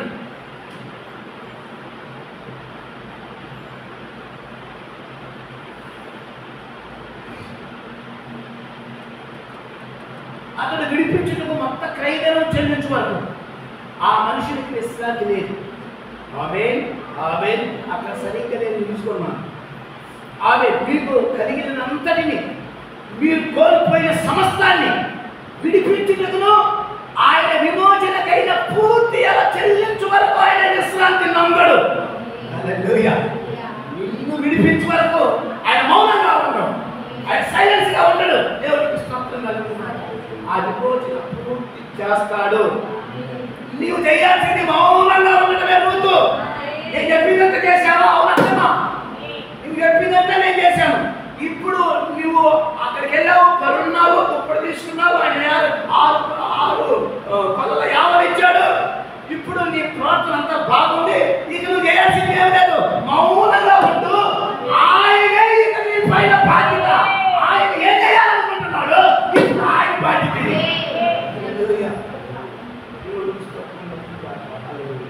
కాబట్టి ఇప్పుడు విడిపించే చట్టంలో ఒక ఆస్తి పోగొట్టుకున్న మనుషులు విడిపించింది వల్ల అతని శరీరం బంధువులై ఉండాలి, సత్యవంతుడై ఉండాలి, నీతిమంతుడై ఉండాలి, అతడు ధనవంతుడై ఉండాలి, బహిరంగ సాక్ష్యం కలిగి ఉండాలి. దేవుడికి స్తోత్రం కలుగుతాడు. హల్లెలూయా. కాబట్టి అలాంటి వ్యక్తి మరి ఆ దగ్గరికి వెళ్ళింది. అక్కడ నీవు నా రక్త సంబంధివి అని చెప్పింది. ఆమె అక్కడ ఒప్పుకున్నది. ఆమె ఒప్పుకున్న తర్వాతనే బోయాజు పని చేయడానికి ప్రారంభించారు. దేవుడికి స్తోత్రం కలుగుగాక. హల్లెలూయా. కాబట్టి కృష్ణుడు ప్రియమైన దేవుడులారా, దేవుని యొక్క వాక్యాన్ని కానీ మనం గమనించినట్లయితే మరి నయోమికి దగ్గర సంబంధి, రక్త సంబంధి బోయాజు. ఈ యొక్క బోయాజు ఆయన ఏం చేస్తున్నాడంటే నయోమిని ఎలిమెలెకు ఆస్తిని విడిపించుటకు హక్కుదారుడు, అర్హత కలిగిన వాడు ఒకడే. హల్లెలూయా. బోయాజు మాత్రమే విడిపించగలడు, బోయాజు మాత్రమే అది చేయగలడు. ఎవరు దాన్ని చేయలేరు. రక్త సంబంధి మాత్రమే. దేవునికి స్తోత్రం కలుగుగాక. హల్లెలూయా. కాబట్టి కృష్ణుడు ప్రియమైన దేవుని పిల్లరా, దేవుని యొక్క వాక్యాన్ని కానీ మనం చదివినట్లయితే మనల్ని విడిపించడానికి, విమోచించడానికి ఒకడు మాత్రమే అర్హత కలిగిన వాడు. మీరు ఇదే అధ్యాయంతో పాటు 3వ అధ్యాయంతో పాటు ప్రకటన 5 కానీ మనం చూసినట్లయితే లోపటను ఎలపటను రక్త కలిగి మరి 7 ముద్రలు గట్టిగా వేసిన ఒక పుస్తకం ఉన్నది. ఆ పుస్తకము మరి సింహాసనాసీనుడై ఉన్నటువంటి ఆయన చేతిలో ఉన్నది. అది ఆ పుస్తకమును చూచుకైనను, ఇప్పుకైనను, దాన్ని పట్టుకోవడానికైనా, ముట్టుకోవడానికైనా, దాన్ని సమీపించడానికైనా, దగ్గరకు పోవడానికైనా ఎవరికి ధైర్యం లేదు, ఎవరు యోగ్యులు లేరు. ఆయన మాత్రమే ఆ పుస్తకాన్ని పట్టుకోగలరు. ఏంటిది ఆ పుస్తకం? అది 7 ముద్రల పుస్తకము. అది ఏంటిది? గొర్రెపిల్ల జీవ గ్రంథం. బాగా చదువుకున్న అంశం ప్రకారంగా చెప్పుకోవాలంటే అది విమోచన గ్రంథము. ఇప్పుడు విమోచన గ్రంథం ఎవరి చేతిలో ఉంది? సింహాసనాసీనుడైనటువంటి ఆయన చేతిలో ఉన్నది. ఆ గ్రంథమును భూలోకమందు కానీ, పరలోకమందు కానీ, భూమి కింద కానీ ఎవరికి చూచుటకు శక్తి లేదు, సమీపించుటకు శక్తి లేదు, చదువుటకు శక్తి లేదు, అక్కడ తప్పడానికి ఆరంభం లేదు. హల్లెలూయా. యోహాను ఏడుస్తున్నాడు. ఎందుకంటే ఆ పుస్తకం తెరవబడాలి, ఆ పుస్తకం నేను చదవబడాలి, ఆ పుస్తకం ఇవ్వబడాలి. ఆ పుస్తకం తెరచే వాళ్ళు ఎవరు యోగ్యుడు? ఆ పుస్తకం తెరవబడకపోతే, ఆ ముద్దలు పడగొట్టకపోతే సృష్టి అంతా సర్వనాశనం అయిపోతుంది. సృష్టిలో ఉన్నటువంటి మరి మానవులు కూడా సర్వనాశనం అయిపోతారు. మరి సృష్టిలో మనుషులే నాశనం అవడం కాదు, నేను కూడా నశించిపోతాను. నేను నశించిపోకూడదు. ఆ పుస్తకం ఇవ్వబడాలి, ముద్దలు పడగొట్టబడాలి, ఆ గ్రంథం తెరవబడాలి. మరి యోహాను ఏడుస్తున్నాడు. యోహాను ఏడుస్తున్నప్పుడు ఈ పెద్దల్లో ఒకడు వచ్చాను అంటాడు. మరి యోహాను ఏడవకు. ఆ పుస్తకాన్ని పట్టుకోవడానికి, ఆ పుస్తకాన్ని విప్పడానికి, తెరవడానికి యోగ్యుడు అక్కడ ఉన్నాడు. హల్లెలూయా. అక్కడ చూస్తుండగానే ఆ సింహాసనంలో ఉన్నటువంటి ఆ యొక్క సింహము గొర్రె పిల్లగా మారి ఆ పుస్తకాన్ని తీసుకున్నది. దేవునికి స్తోత్రం. సింహంగా ఉన్న ఆయన ఏం చేశాడు? గొర్రె పిల్లగా మారాడు. ఆయన ఇక చిత్రం లేదు, తత్వం లేదు, ముగ్గురు దేవుడు లేరు, 3 సింహాసనాలు లేవు. దేవుడు ఒక్కడే. సింహంగా ఉన్న ఆయన గొర్రె పిల్లగా మారాడు.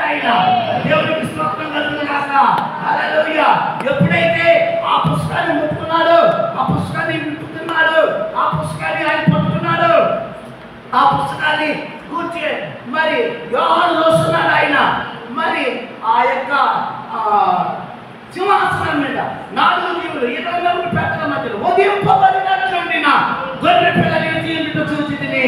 ఆ గొర్రె పిల్లకి 7 కొమ్మలు ఉన్నవి, 7 కన్నులు ఉన్నవి. ఆ కన్నులు భూమి అంతటికి పంపబడిన దేవుడు 7 ఆత్మలు.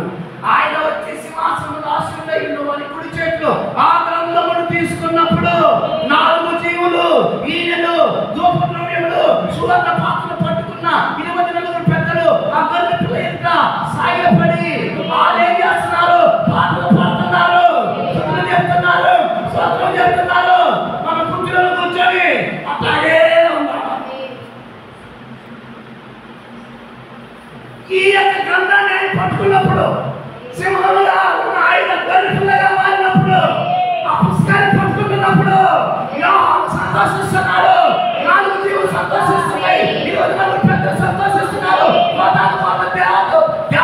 దూతలు సంతోషపడుతున్నారు, 24 పెద్దలు ఏం చేస్తున్నారు? తమ కిరీటాలు కిందవేశారు.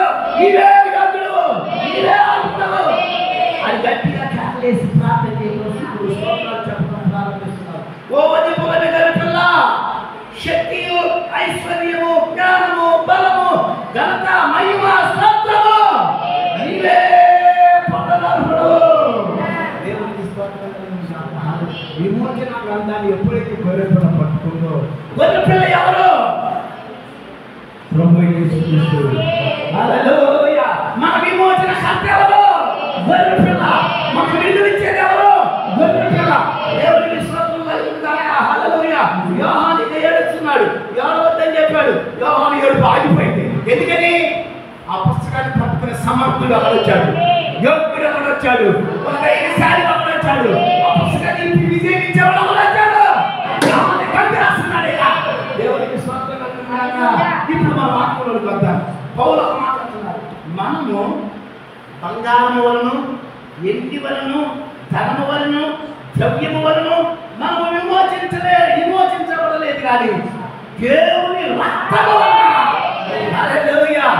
దేవుడు ఎవరై ఉన్నాడు? ఆత్మయున్న దేవుడు. అమరత్వములో ఆయన ఒక్కడు మాత్రమే అమరత్వములో వసించేవాడై ఉన్నాడు. ఆయన కోటి సూర్య తేజస్సు కంటే నెమ్మదైన వాడు. ఆయన తను తాను విత్తులుగా చేసుకుని మరి ఎందుకు ఆదాము మనలో ఒకరి వంటి వాడు అయ్యా మానవుల పాపిగా అయ్యాడు కనుక, రక్తమాంసంలో పాలుపడేయాడు కనుక దేవుడు కూడా ఆత్మగా ఉండి అమరత్వముగా ఉన్నటువంటి ఆయన పురుషుడు. ఆయన పురుషుడుగా శరీరధారిగా మానవ అవతారంలో రక్తమాంసంలో. హల్లెలూయా. అందుకని ఆయన అంటున్నాడు, దేవుని యొక్క వాక్యంలో మనం చూసినట్లయితే 10వ వచనం 5:10 ప్రకటన గ్రంథంలో ఈ పాత్రలో పరిశుద్ధుల ప్రార్థనలు, ఆ పెద్దలు నీవు ఆ గ్రంథం తీసుకుని దాన్ని ముట్టుకొని ఇప్పుడు యోగ్యుడవు, నీవు వధింపబడిన వాడవై నీ రక్తం ఇచ్చి. హల్లెలూయా. ఇక్కడ ఎవరు వస్తున్నారు? రక్త సంబంధి. రక్త సంబంధి ఏం చేయగలరు? విమోచన కార్యం చేసేది రక్త సంబంధి. ఇప్పుడు గోయతో చెప్తుంది, నీవు నా రక్త సంబంధివి, నీవు మాత్రమే నన్ను విడిపించగలవు అని ఒప్పుకొన్నది. ఇక్కడ రక్త సంబంధి మాత్రమే మొత్తం పెట్టగలిగేవాడు, విమోచన గ్రంథాన్ని తెరవగలిగేవాడు ఆయన ఒక్కడు మాత్రమే. దేవుడికి స్తోత్రం కలుగుగాక. హల్లెలూయా. ఇప్పుడు ఆయన ఏం చేస్తున్నాడు? మరి ఎప్పుడైతే పట్టుకున్నాడు, నీ రక్తం ఇచ్చి. దేవుడికి స్తోత్రం కలుగుగాక. అలా చూసినట్లు 2వ తగ్గేసింది. నీ రక్తం ఇచ్చి, నీ రక్తముతో. అందుకని ఖైరము వస్తువుల చేత మనం విమోచించబడలేదు కానీ క్రీస్తు యొక్క రక్తము ద్వారా మనం విమోచించబడ్డామని పౌలు చెప్తా ఉన్నాడు. దేవునికి స్తోత్రం కలుగుగాక. హల్లెలూయా. కాబట్టి ఎండి బంగారం వలన, మన ధనం కార్యము వలన, ద్రవ్యం వలన విమోచించబడలేదు కానీ దేవునికి స్తోత్రం కలుగుగాక. హల్లెలూయా. ఈరోజు పాపము నుండి విడిపించేది, శాపము నుండి విడిపించేది క్రీస్తు రక్తమైనది. ఇప్పుడు ఆయన ఏమంటున్నాడు? ప్రతి జన్మలోను, ప్రతి వంశంలోనూ, ఆయా భాషలు మాట్లాడే వారిలో, ప్రతి ప్రజలను, ప్రతి జనంలోనూ దేవుని కొరకు మనుషులను కొని దేని ద్వారా? నీ రక్తం ద్వారా. ఎవరు అంటున్నాడు ఆయన? ప్రతి దేశంలో, ప్రతి రాష్ట్రంలో, అడవుల్లో, కొండల్లో, కోణంలో మానవ జాతి ఎక్కడ ఉన్నదో విమోచించబడిన ప్రజలు, జగదుత్పత్తికి ముందే దేవుడు ఎన్నికలో ఉన్న ప్రజలు ఎవరైతే ఉన్నారో ఆ రక్తం మీద వస్తారు, ఆ రక్తం కింద వారిని విమోచిస్తారంటున్నారు. అందుకని వారు ఏం చేస్తున్నారంటే ఆయన ప్రతి జనంలో దేవుడి కొరకు మనుషులు కొని మా దేవునికి వారిని ఎవరిని ఇండియాలో ఉన్న వాళ్ళు, ఆఫ్రికాలో ఉన్న వాళ్ళు, 276 దేశాల్లో ఉన్న ప్రజల్లో ఆయన వ్యక్తిని పొందాలి. వారిని ఏం చేస్తున్నారంట? రాజులైన యాజక సమూహముగా చేస్తున్నాడు. దేవునికి స్తోత్రం కలుగుగాక. హల్లెలూయా. మరి ఆ యాజకులు అందరూ కాలేదు, ఒక గోత్రం వాళ్ళే యాజకత్వం చేయాలి. కానీ క్రీస్తు రక్తము, బలిపీఠ రక్తము, ఆ పుస్తకం తేవడం ద్వారా, ముందుకు పడవచ్చడం ద్వారా దేవుడు మనలను ఆయన రక్తం ద్వారా విడిపించే మనలను రాజులకు రాజకీయంగా చేస్తున్నాడు. ఆయన ప్రభులకు ప్రభు, రాజులకు రాజు, మనం రాజులకు రాజులు. దేవునికి స్తోత్రం. హల్లెలూయా. కాబట్టి ప్రతి వాడు మరి సామాన్యుడైన సామంతుడైన దేవునికి ఇష్టమైన వారిని అడవుల్లో ఉన్న, కొండల్లో ఉన్న, కోణంలో ఉన్న దేవుడు ముందుగా కొన్నాడు. కొన్నవారిని రాజుని యాజకులు దేవుడికి స్తోత్రం కలుగుగాక. ఆ గొర్రె పిల్ల గ్రంథం తీసుకున్నప్పుడు వాళ్ళకు పాట పాడుతున్నారు. ఓ దేవుడికి స్తోత్రం కలుగుగాక. హల్లెలూయా. పౌలు సేవలు పాట పాడుతున్నారు. ఎక్కడ? సమాజ మందిరంలో పాడుతున్నారు. వాళ్ళని శిక్షించడానికి జైలు వేశారు. జైల్లో ఏం చేస్తున్నారు? వీళ్ళు పాటలు పాడుతూ ఉన్నారు. దేవుడికి పాటలు పాడుతూ ఉన్నారు. చప్పట్లు పడుతున్నారు, పాటలు పాడుతున్నారు, కీర్తనలు పాడుతున్నారు. పాడుతూ ఉంటే చెరసాల పునాదులు పగిలిపోయి, చెరసాల అదిరిపోయింది, గోడలు చీలిపోయినాయి. హల్లెలూయా. ఇది ఎంత ఉంది? డ్రమ్ము లేదు, కాంబ లేదు, కీబోర్డ్ లేదు, అక్కడ నాట్యాలు లేవు, ఏమి లేవు, నోటి పాటలే. పౌలు శీల పాటలు పాడుతున్నారు, దేవుడిని స్తుతిస్తున్నారు. శ్రమలో, ఇబ్బందిలో వాళ్ళు ఏం చేస్తున్నారు?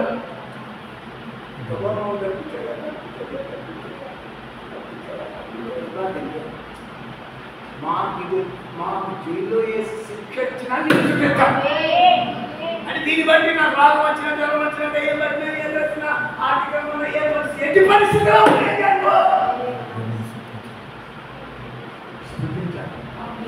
మరి వాళ్ళు చూస్తున్నారు.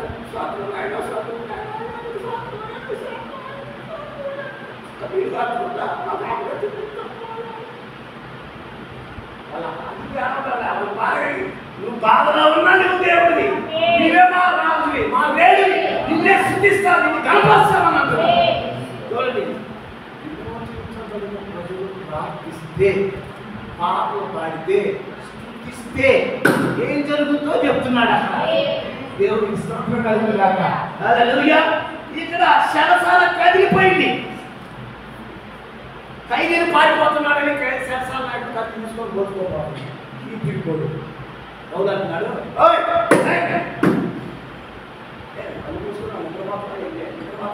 చూడండి ఎంతమంది జైలు వేసాడు. కష్టం ఈ జైల్లో ఉన్న పిల్లలు అనుకున్నావా?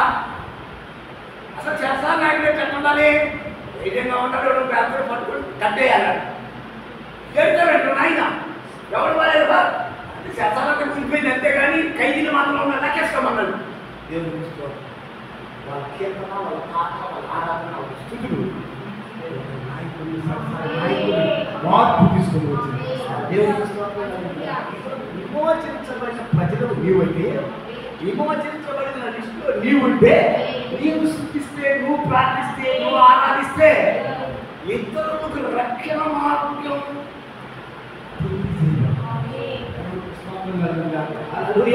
కాబట్టి కృష్ణుడు ప్రియమైన దేవుడు పిల్లారా, దేవుడి యొక్క వాక్యాన్ని మనం గమనించినట్లయితే చూడండి, దైవికమైన కార్యం అలా ఉంటుంది. కాబట్టి మరి ఇప్పుడు రూతు అన్నది, నీవే నా దగ్గర సంబంధం, నీవే నా విమోచకుడివి, నీవే విమోచించడానికి యోగ్యుడు. దేవునికి స్తోత్రం, నువ్వు నా రక్త సంబంధివి. దేవునికి స్తోత్రం. హల్లెలూయా. చూడండి దేవుని యొక్క వాక్యంలో మనం చూసినట్లయితే యెహోషువ యుద్ధానికి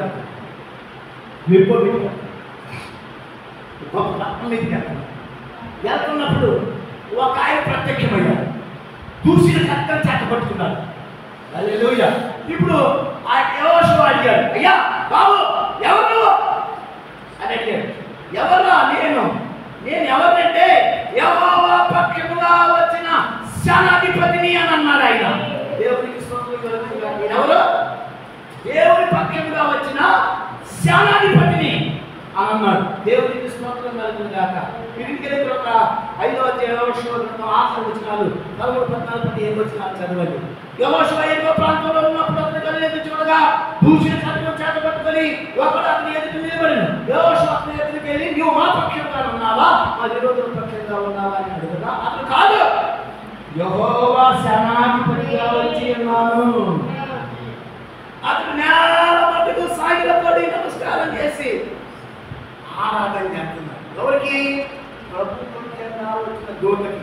చూడండి, ప్రభు పక్షంగా వచ్చిన దూత కాదు, దేవుడే దూతగా వచ్చాడు. దేవుడికి స్తోత్రం కలుగును గాక. హల్లెలూయా. దేవుడే యెహోషువ దగ్గరికి దిగి వచ్చాడు ఆయన. చూడండి, ఈ రోజు యెహోషువ యుద్ధానికి వెళ్తున్నప్పుడు ఒక బలమైనటువంటి సేనాధిపతి, యెహోవా సేనాధిపతి అతను ప్రత్యక్షమయ్యాడు.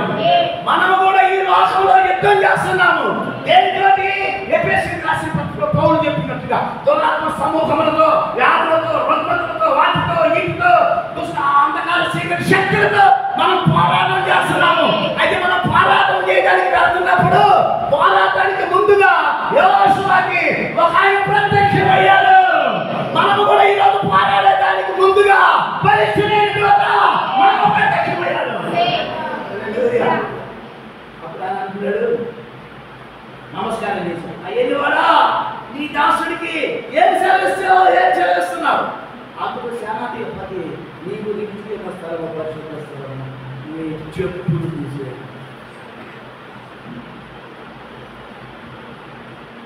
ఏం తీసేయాలంటే ఇప్పుడు యెహోషువ ఏం తీసేయాలి? నీ పాదరక్షణని విడిచిపెట్టు. ఇప్పుడు యెహోషువ ఏం చేశాడు? తన చెప్పుల్ని వదిలేశాడు. దేవుడికి స్తోత్రం కలుగును గాక. ఇప్పుడు తీసుకొని చెప్పగా యెహోషువ అలాగూ చేసింది. ఎప్పుడైతే యెహోషువ నీ వలన జయించలేదు, నీ వలన విజయం రాదు, నీ వలన సాధ్యం కాదు, నీ చెప్పులు ఇడు, నీ వల్ల కాదు, నేను దానిని జయిస్తాను. ఎలా జయిస్తాను? నేను నీలోకి వస్తాను, నేను నీతో వస్తాను, నేను నీలో ఉంటాను. ఇప్పుడు ఆ రక్త సంబంధి అయిన విమోచకుడు యెహోషువలోకి వచ్చాడు. ఆయన దేవునికి స్తోత్రం కలుగును గాక. ఇప్పుడు యెహోషువ పరిశుద్ధాత్ముడు, యెహోవా సేనాధిపతి ఇప్పుడు యెహోషువలోకి వచ్చాడు. ఇప్పుడు యెహోషువ ఏమై ఉన్నాడు? రక్త సంబంధి విమోచకుడు నీలో ఉన్నప్పుడు నీలో నుండి రక్త సంబంధికుడి పని నీ ద్వారా చేస్తాడు ఆయన. దేవునికి స్తోత్రం కలుగును గాక. ఏ సందర్భం మనకు తెలుసు. మోషే చెప్పు, నీ వల్ల కాదు, ఐగుప్తు నీవు చేయించలేదు, నీవు ప్రజలు విడిపించలేదు, నీ చెప్పులు ఇడుమన్నా పర్వతం తీసుకెళ్ళాడు. ఆ అగ్ని స్వరూపాన్ని చూపించాడు, కేవలం తీసుకెళ్ళాడు, ఆత్మ అభిషేకం వచ్చాడు. ఇప్పుడు దేవుడు మోషేలోనికి వచ్చాడు. ఇప్పుడు మోషేలోనికి వచ్చిన దేవుడు ఇందాక మోషే చెప్పులయ్యి, ఇప్పుడు మోషేలో ఉన్న దేవుడు మోషే ఇచ్చిన చెప్పులు వేసుకుంటున్నాడు.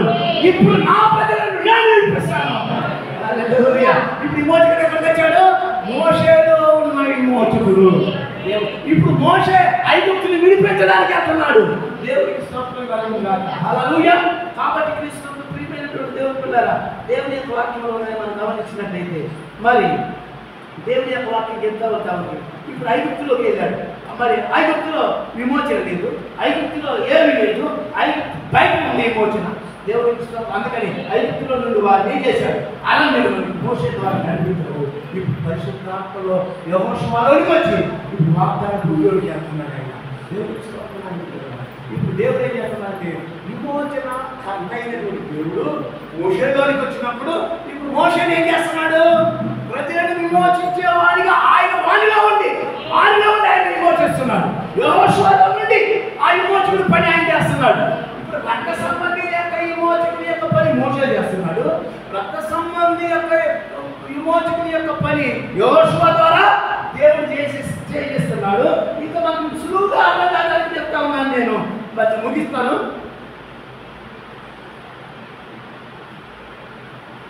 లోతులో రాజులు పట్టిన రాజులను జయించిన రాజులు లోతులు పట్టుకుని లోతు ఆస్తిని లోతు అంతటి చేపడుతున్నారు. అబ్రహాం తెలుసు. అబ్రహాం ఎవరు? లోతుకి రక్త సంబంధం. హల్లెలూయా. చూస్తూ ఊరుకుంటాడా? హల్లెలూయా. వెళ్ళాడు, ఆ రాజులను జయించాడు, తిరిగి మరలా తిరిగి వస్తున్నాడు. దేవుడికి స్తోత్రం కలుగునుగాక. ఇప్పుడు ఏం చేస్తాడు? తన జనులను, తన ప్రజలను, తన రక్త సంబంధిని దేవుడు ఏం చేస్తున్నాడు? అబ్రహాములో ఉండి దేవుడు తన సహోదరుని విడిపిస్తున్నాడు ఆయన. అంటే ఇప్పుడు అబ్రహాం ఏం చేస్తాడు? రక్త సంబంధి యొక్క పనిని అబ్రహాం జరిగిస్తున్నాడు. ఇప్పుడు తన రక్త సంబంధిని విడిపిస్తున్నాడు. దేవుడికి స్తోత్రం. ఇప్పుడు నయోమి చెప్పిన ద్వారా రూతు చెప్తుంది, నీవు నా రక్త సంబంధివి, నీవు మాత్రమే నన్ను విడిపించువాడు. దేవుడికి స్తోత్రం కలుగునుగాక. హల్లెలూయా.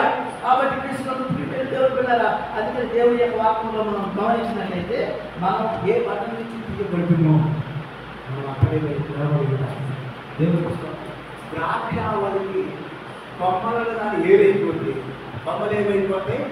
ఎండిపోతాయి. అలాగే మనం విమోచకుని వదిలిపెడితే మనం ఎండిపోతాం. కాబట్టి క్రీస్తు ప్రియమైన దేవుడు పిల్లరా, దేవుడి యొక్క వాక్యాన్ని కానీ మనం చూసినట్టయితే, మరి దేవుడి యొక్క వాక్యంలో మనం చూసినట్టయితే అబ్రహాం వాడు ఏమంటున్నాడు?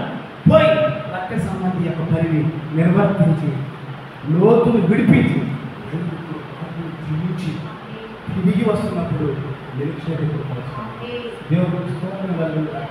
అంటే ఇప్పుడు అబ్రహాములో రక్త సంబంధి పని ఆయన జరిగిస్తున్నాడు. దేవుడికి స్తోత్రం కలుగునుగాక. చూడండి, దేవుడు మూడు మూడు మూడు విధానాలు ఆయన విమోచన కార్యాలు చేస్తున్నాడు. అందుకని 3 వర్తమానాలు ప్రవక్త చెప్పారు. రక్తము ద్వారా విమోచన, శక్తి ద్వారా విమోచన, సంపూర్ణ ఆనందముల ద్వారా విమోచన. 3 వర్తమానాలు చెప్పారు. దేవుడికి స్తోత్రం కలుగునుగాక. హల్లెలూయా. కాబట్టి క్రీస్తుకు ప్రియమైన దేవుడు రక్త సంబంధి యొక్క పనిని దేవుడు జరిగిస్తూ ఉన్నాడు. మొదటిగా రక్త సంబంధి అయి ఉండాలి, ధనవంతులు అయి ఉండాలి, మరి సమీప బంధువులు అయి ఉండాలి, విడిపించే మనసు కలిగి ఉండాలి, అంతటి ప్రేమం కలిగి ఉండాలి. అలాంటి వాడు విడిపించగలడు. ఆ నయోమిని విడిపించాలి, రూతుని వివాహం చేసుకోవాలి, అతని యొక్క సహోదరుని యొక్క భార్యని మరి ఆమె చేసుకొని చనిపోయిన ఆ యొక్క వ్యక్తికి ఒక బిడ్డను ఆయన తీసుకొని రావాలని ధర్మశాస్త్రం చెప్తా ఉంటారు. దేవుడికి స్తోత్రం కలుగునుగాక. చూడండి, ఇక్కడ రక్త సంబంధి పనిని మోషేలో క్రీస్తు ద్వారా రక్త సంబంధి పని చేశాడు. అబ్రహాములో క్రీస్తు ఉండడం ద్వారా రక్త సంబంధి పని చేశాడు. దేవుడికి స్తోత్రం కలుగునుగాక. హల్లెలూయా. ఆయన ఆ విధమైన కార్యాన్ని చేశాడు ఆయన. దేవుడికి స్తోత్రం కలుగునుగాక. ఇప్పుడు చూడండి, అబ్రహాం ఎవరో ఏమై ఉన్నారు, మోషే ఎవరో మోషే ఏమై ఉన్నారు, యోషువ ఎవరో యోషువ ఏమై ఉన్నారు. దేవుడికి విడిపించి వారు దేవుడు వాళ్ళలోనికి వచ్చి వారిని కూడా విమోచన కర్తలుగా చేశాడు ఆయన. దేవుడికి స్తోత్రం కలుగునుగాక. హల్లెలూయా. కాబట్టి క్రీస్తుడు దేవుడు పిల్లరా, మరి దేవుడు వాక్యాన్ని గమనించినట్లయితే ఈరోజు మరి రక్త సంబంధి దిగి వచ్చాడు ఆయన. మన రక్త సంబంధి ఆయన, మనల్ని విడిపించువాడై ఉన్నాడు ఆయన. మన బంధకాలను విడిపించాడు, మన బానిసత్వం నుంచి విడిపించాడు. మరి విధవరాలుగా ఉంటుంటే ఆయన వివాహం చేసుకున్నాడు. ఆయన ఏమిచ్చాడు? బహుమానాన్ని ఇచ్చేశాడు. ఇప్పుడు ఆమె ఆ ఫలానికి యజమానురాలుగా మారిపోయింది. దేవుడికి స్తోత్రం కలుగునుగాక. హల్లెలూయా. ఇప్పుడు మన స్థానాన్ని మనం గుర్తిస్తే, నీ స్థానం ఏదో నువ్వు గుర్తించగలిగితే క్రీస్తులో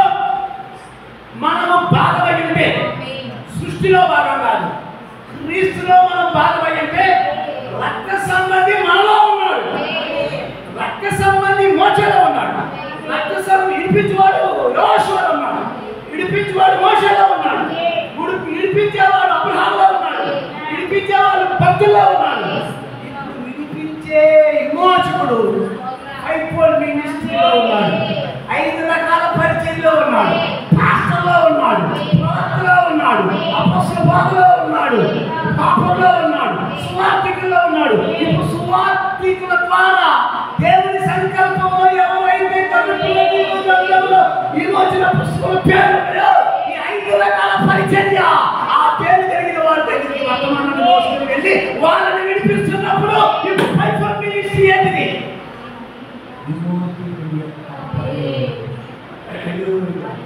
ఇప్పుడు ఈ 5 రకాల పని వాళ్ళు విమోచన కార్యాలు జరిగిస్తుంటే మీ సంఘం ఒకటి వచ్చింది. ఇప్పుడు ఈ 5 రకాల పరిచర్య ద్వారా ఇక్కడ కూర్చున్న వాళ్ళు ఇక్కడికి వచ్చారు.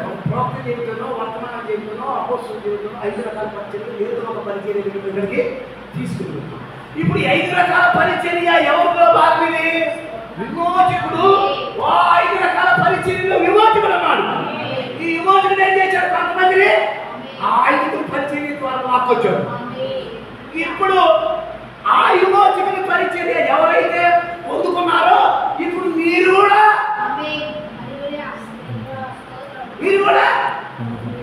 రక్త సంబంధి విమోచకుడు మీలో ఉన్నప్పుడు మీరు కూడా రక్త సంబంధమైన విమోచకులే. మీరు కూడా ఇతరులకి సువార్త చెప్పవచ్చు.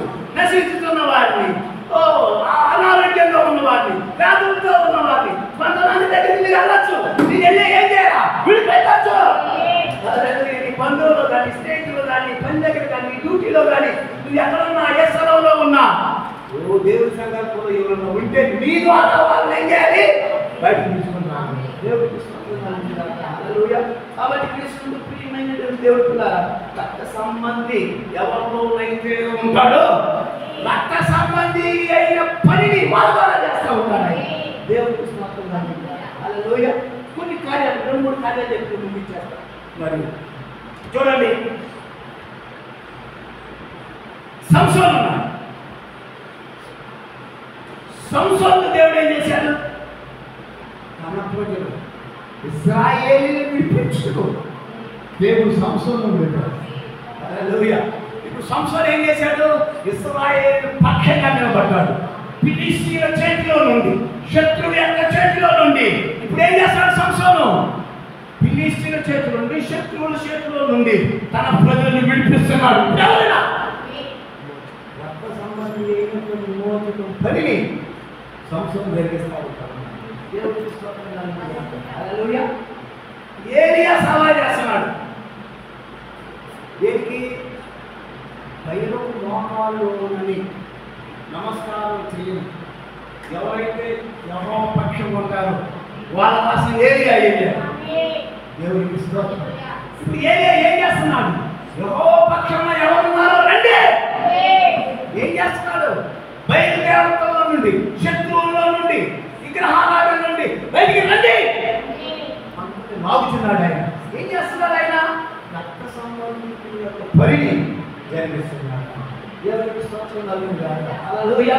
కాబట్టి కృష్ణుడు ప్రియమైన దేవుడు పిల్లారా, దేవుడు మరి సంఘంలో దేవుడు వచ్చినట్టయితే, క్రీస్తు ఆత్మ నీలో ఉన్నట్టయితే, రక్త సంబంధికుల యొక్క అభిషేకం నీలో ఉన్నట్టయితే నీవు కూడా ఏంటిది? రక్త సంబంధిగా మారుతున్నావు. నీవు కూడా ఇతరుల కోసం ప్రార్థించవచ్చు, ఇతరుల స్వస్థ ప్రార్థన చేయొచ్చు, ఇతరులను విడిపించవచ్చు, ఇతరులను రక్షణలోనికి నడిపించవచ్చు, ఇతరులను వాక్య దగ్గరికి తీసుకొని రావచ్చు. ఇప్పుడు రక్త సంబంధికుడు ఆయన నీలో ఉన్నప్పుడు నీవు అలా కూడా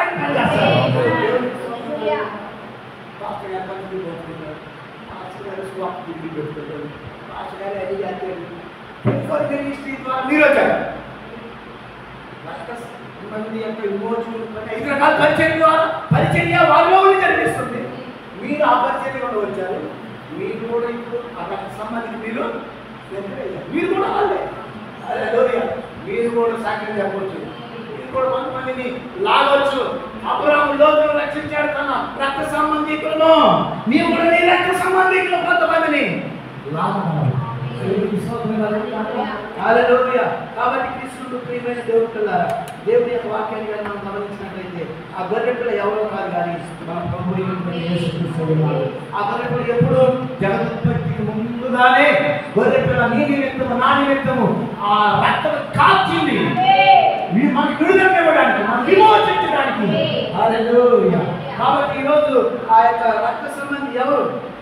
మన ప్రభు అయిన యేసుక్రీస్తు. ఆయన ఏం చేశాడు?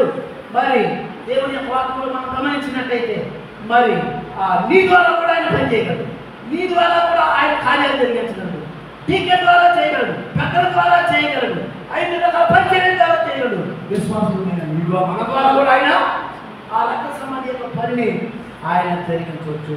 దేవుడికి స్తోత్రం కలుగుగాక. హల్లెలూయా. క్రీస్తు ప్రవక్తలలో ఉండి ఆయన వారిలో ఉండి కార్యాలు జరిగించారు. మరి నిశ్చయముగా ఒక వ్యక్తి కూడా ఆ స్థానంలోనికి రాగలిగినప్పుడు మొదటి ఈడ్పు నీ ద్వారా చేస్తాడు, రెండవ ఈడ్పు నీ ద్వారా చేస్తాడు, మూడవ ఈడ్పు స్వయంగా ఆయనే నీలోనికి వచ్చి మూడవ ఈడ్పు కార్యాలు కూడా చేస్తాడు. దేవుడు హల్లెలూయా. కాబట్టి కృష్ణుడు ప్రియమైన దేవుడు పిల్లల ఇప్పుడు రక్త సంబంధి అయిన విమోచకుడు మన ప్రభు అయిన యేసుక్రీస్తు ఆయన ఎవరిలో ఉండి ఆ పనిని వాళ్ళని జరిగించాడు. ఈరోజు వీళ్ళు కూడా ఆ పని జరిగించాలని ఆశిస్తున్నాను. నీవు ఇతరులకు శుభార్త చెప్పచ్చు, ఇతరులకు బాక్సింగ్ గురించి చెప్పచ్చు, ఇతరులు నీ బంధువులకి, నశించిన ఆత్మకి, ఓ యవనస్తులకి, ఓ పెద్దలకి, విరుగుపడి వారికి, బంధువులకి, రక్త సంబంధులకి అందరికీ నిజంగా నీవు కూడా చెప్పి ఆ రక్త సంబంధి విమోచకుని యొక్క పనిని ఆయన నీలో ఉండడం ద్వారా నీవు ఆ పనిని జరిగించి అనేక మంది దేవుడు చదివిస్తున్నాను. దేవుడికి స్తోత్రం కలుగుగాక. ఇప్పుడు అడుగుతుంది, నీవే నా రక్త సంబంధివి, నీవు మాత్రమే విడిపించుకోవాలి, నీవు మాత్రమే తప్ప ఇది ఎవరు లేరు, నీవు మాత్రమే విడిపిస్తానని చెప్పేశాను. అప్పుడు ఆయన చెప్తున్నాడు, నేను విడిపిస్తాను, అయితే నాకంటే ఒక ప్రత్యేకత కాదంటే నేను చేస్తాను అన్నాడు ఆయన. దేవుడికి స్తోత్రం కలుగుగాక. హల్లెలూయా. కాబట్టి కృష్ణుడు ప్రియమైనటువంటి దేవుడుకున్నారా, ఇప్పుడు ఏదయ్యా ఆ దుప్పటి కప్పుకోవడం ద్వారా, ఆ దుప్పటిలో ఆ పరుల ద్వారా, ఆ ముసుగులో ఉండడం ద్వారా ఏంటిది? ఆయన పాదాల దగ్గర ఉండడం ద్వారా ఏంటిది? నాకు ఒక నిశ్చయిత ఉంది, నన్ను నీవు విడిపించగలవు, నన్ను నీవు తప్పించగలవు, నా స్థితిగతులను మార్చగలవు, నీవు నా రక్త సంబంధివి, నేను నీ దానను, నువ్వు నా మానవ కావాలని కోరుకుంటున్నానని ఒప్పుకొని చేసుకోవడం అయ్యింది. దేవునికి స్తోత్రం కలుగుగాక. హల్లెలూయా.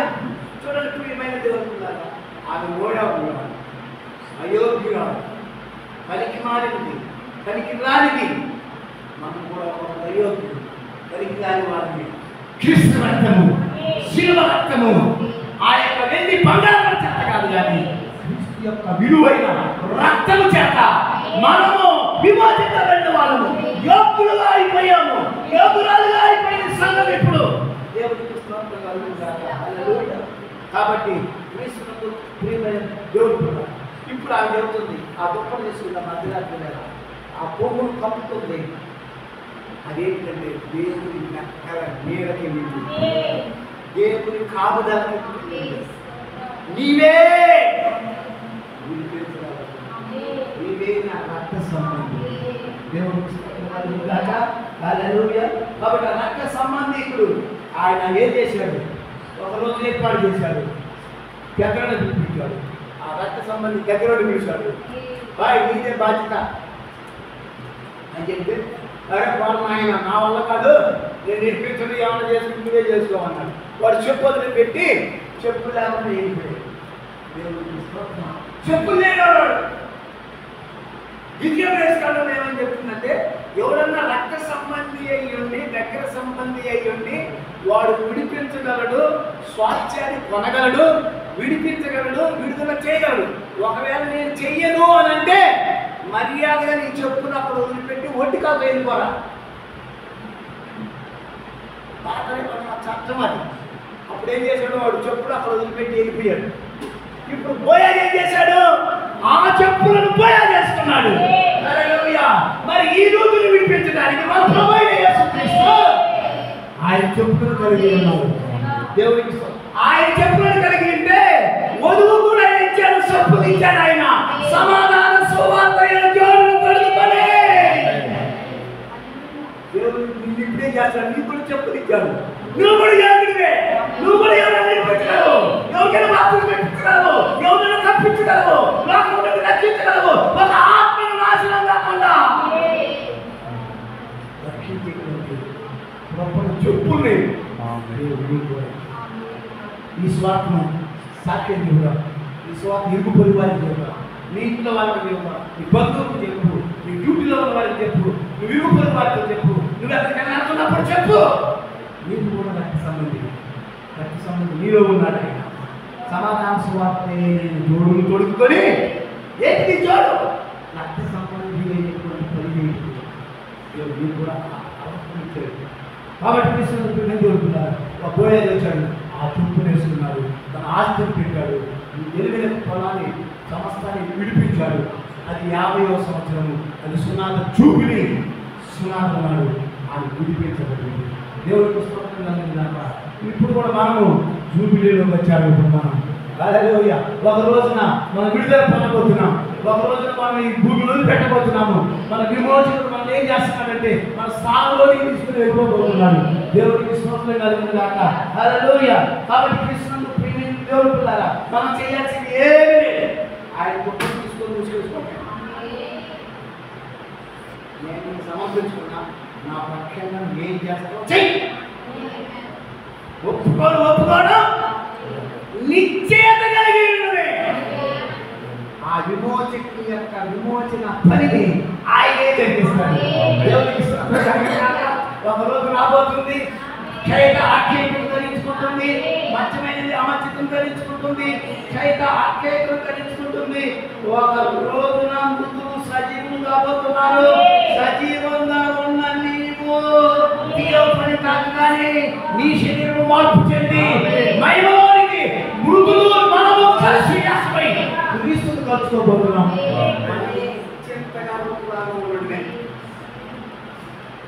బాధ్యత నీదేనయ్యా, నా బాధ్యత నీదేనయ్యా, సర్వం నీదేనయ్యా, సమస్తం నీదేనయ్యా.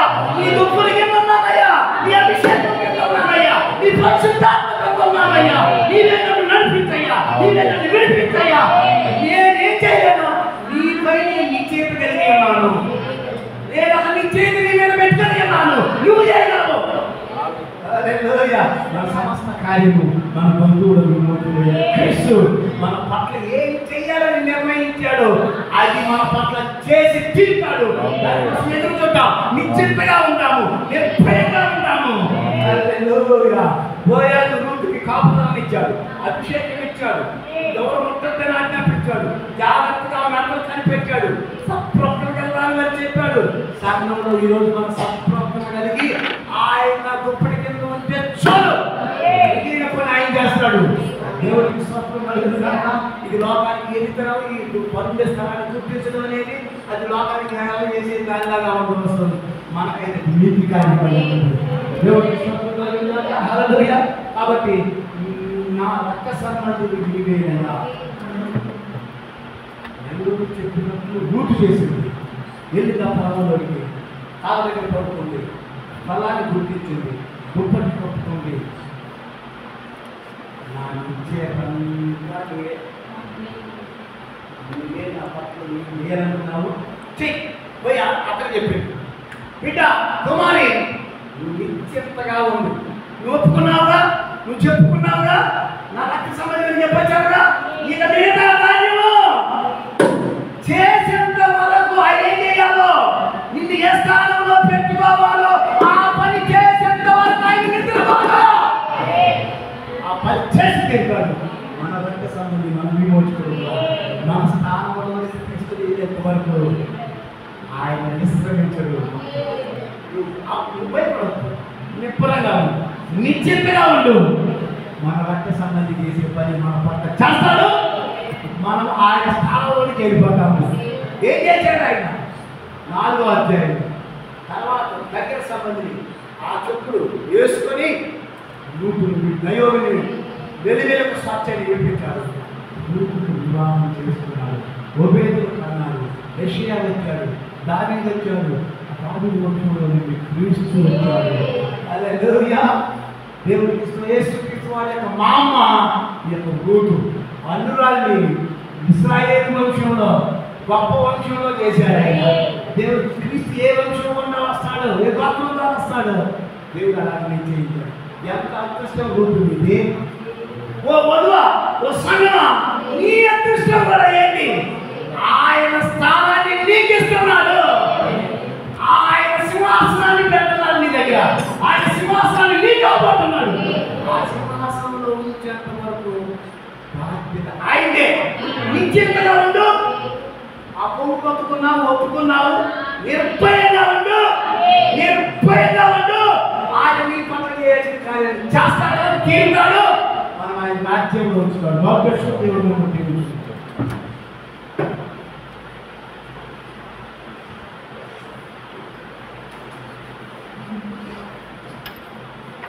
దేవుడు అనుగ్రహించిన నిలువైన మాటలను బట్టి మనమంతా లేచినది బట్టి మన మధ్యలో మన దేవుని మన స్తుతులతో మన స్తోత్రాలతో కొనియాడాలి. హల్లెలూయా, హల్లెలూయా, హల్లెలూయా, హల్లెలూయా, హల్లెలూయా. స్తోత్రములు, స్తోత్రములు, స్తోత్రములు, స్తోత్రములు, స్తోత్రములు తండ్రి. వందనములు ప్రభువా, వందనములు యేసు, వందనములు తండ్రి. హల్లెలూయా, హల్లెలూయా, హల్లెలూయా, హల్లెలూయా. స్తోత్రములు, స్తోత్రములు, స్తోత్రములు, స్తోత్రములు, స్తోత్రములు, స్తోత్రములు, స్తోత్రములు, స్తోత్రములు దేవా, స్తోత్రములు తండ్రి. హల్లెలూయా, హల్లెలూయా, హల్లెలూయా,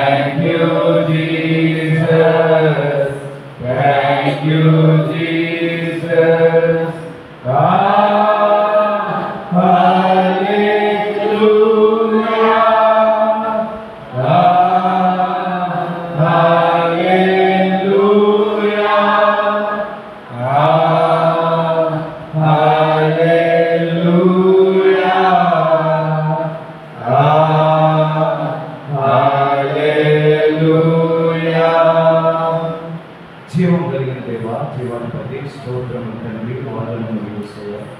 రాజా, ఈ రీతిగా మరొకసారి మీ సన్నిధానంలో ప్రభు మమ్మల్ని సమావేశపరిచారు. మమ్మల్ని సమావేశపరచడమే కాకుండా ప్రభు నీవే మా మధ్యకు దిగి వచ్చి దాసులను మరుగు చేసుకుని ప్రభు ఎప్పటి వరకు మాతో మాట్లాడినందుకు స్తోత్రములు తండ్రి. అవును ప్రభు, యేసయ్యా మా గొప్ప దేవుడా, పరిశుద్ధ గ్రంథం అంతటా ప్రభు యేసయ్యా మేము ఒక ప్రభు యేసయ్యా ప్రభా తరహాలో నీవు పని చేయడం ప్రభా మేము చూస్తున్నావు నాకు తండ్రి. ఏదైనా ప్రభా యేసయ్యా ఆది కాండంలో ప్రారంభమైంది ప్రభా, అది పరిశుద్ధ గ్రంథం అంతా కొనసాగించబడి ప్రభా ప్రకటన గ్రంథం వరకు ప్రభా యేసయ్యా అది కొనసాగించబడతా ఉన్నది మా గొప్ప దేవుడా.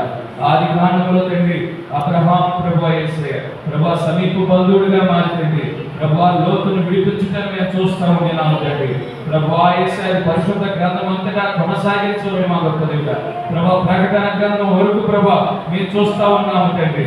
ప్రభా అబ్రహాము ప్రభా తన ప్రభా యేసయ్యా బంధువుడైన ప్రభా యేసయ్యా లోతును విడిపించేట్టుగా ప్రభా అక్కడ కార్యాన్ని చూస్తా ఉన్నాము తండ్రి. తర్వాత రూతు గ్రంథంలో చూస్తా ఉన్నాము తండ్రి. తర్వాత ప్రకటన గ్రంథంలో ప్రభా స్వయంగా నీవే ప్రభా మా సమీప బంధువుడిగా మారి ప్రభా యేసయ్యా మమ్మల్ని విమోచించుట ప్రభా నేను చూడగలుగుతా ఉండే నాకు తండ్రి. ప్రభా యేసయ్యా స్తోత్రములు తండ్రి.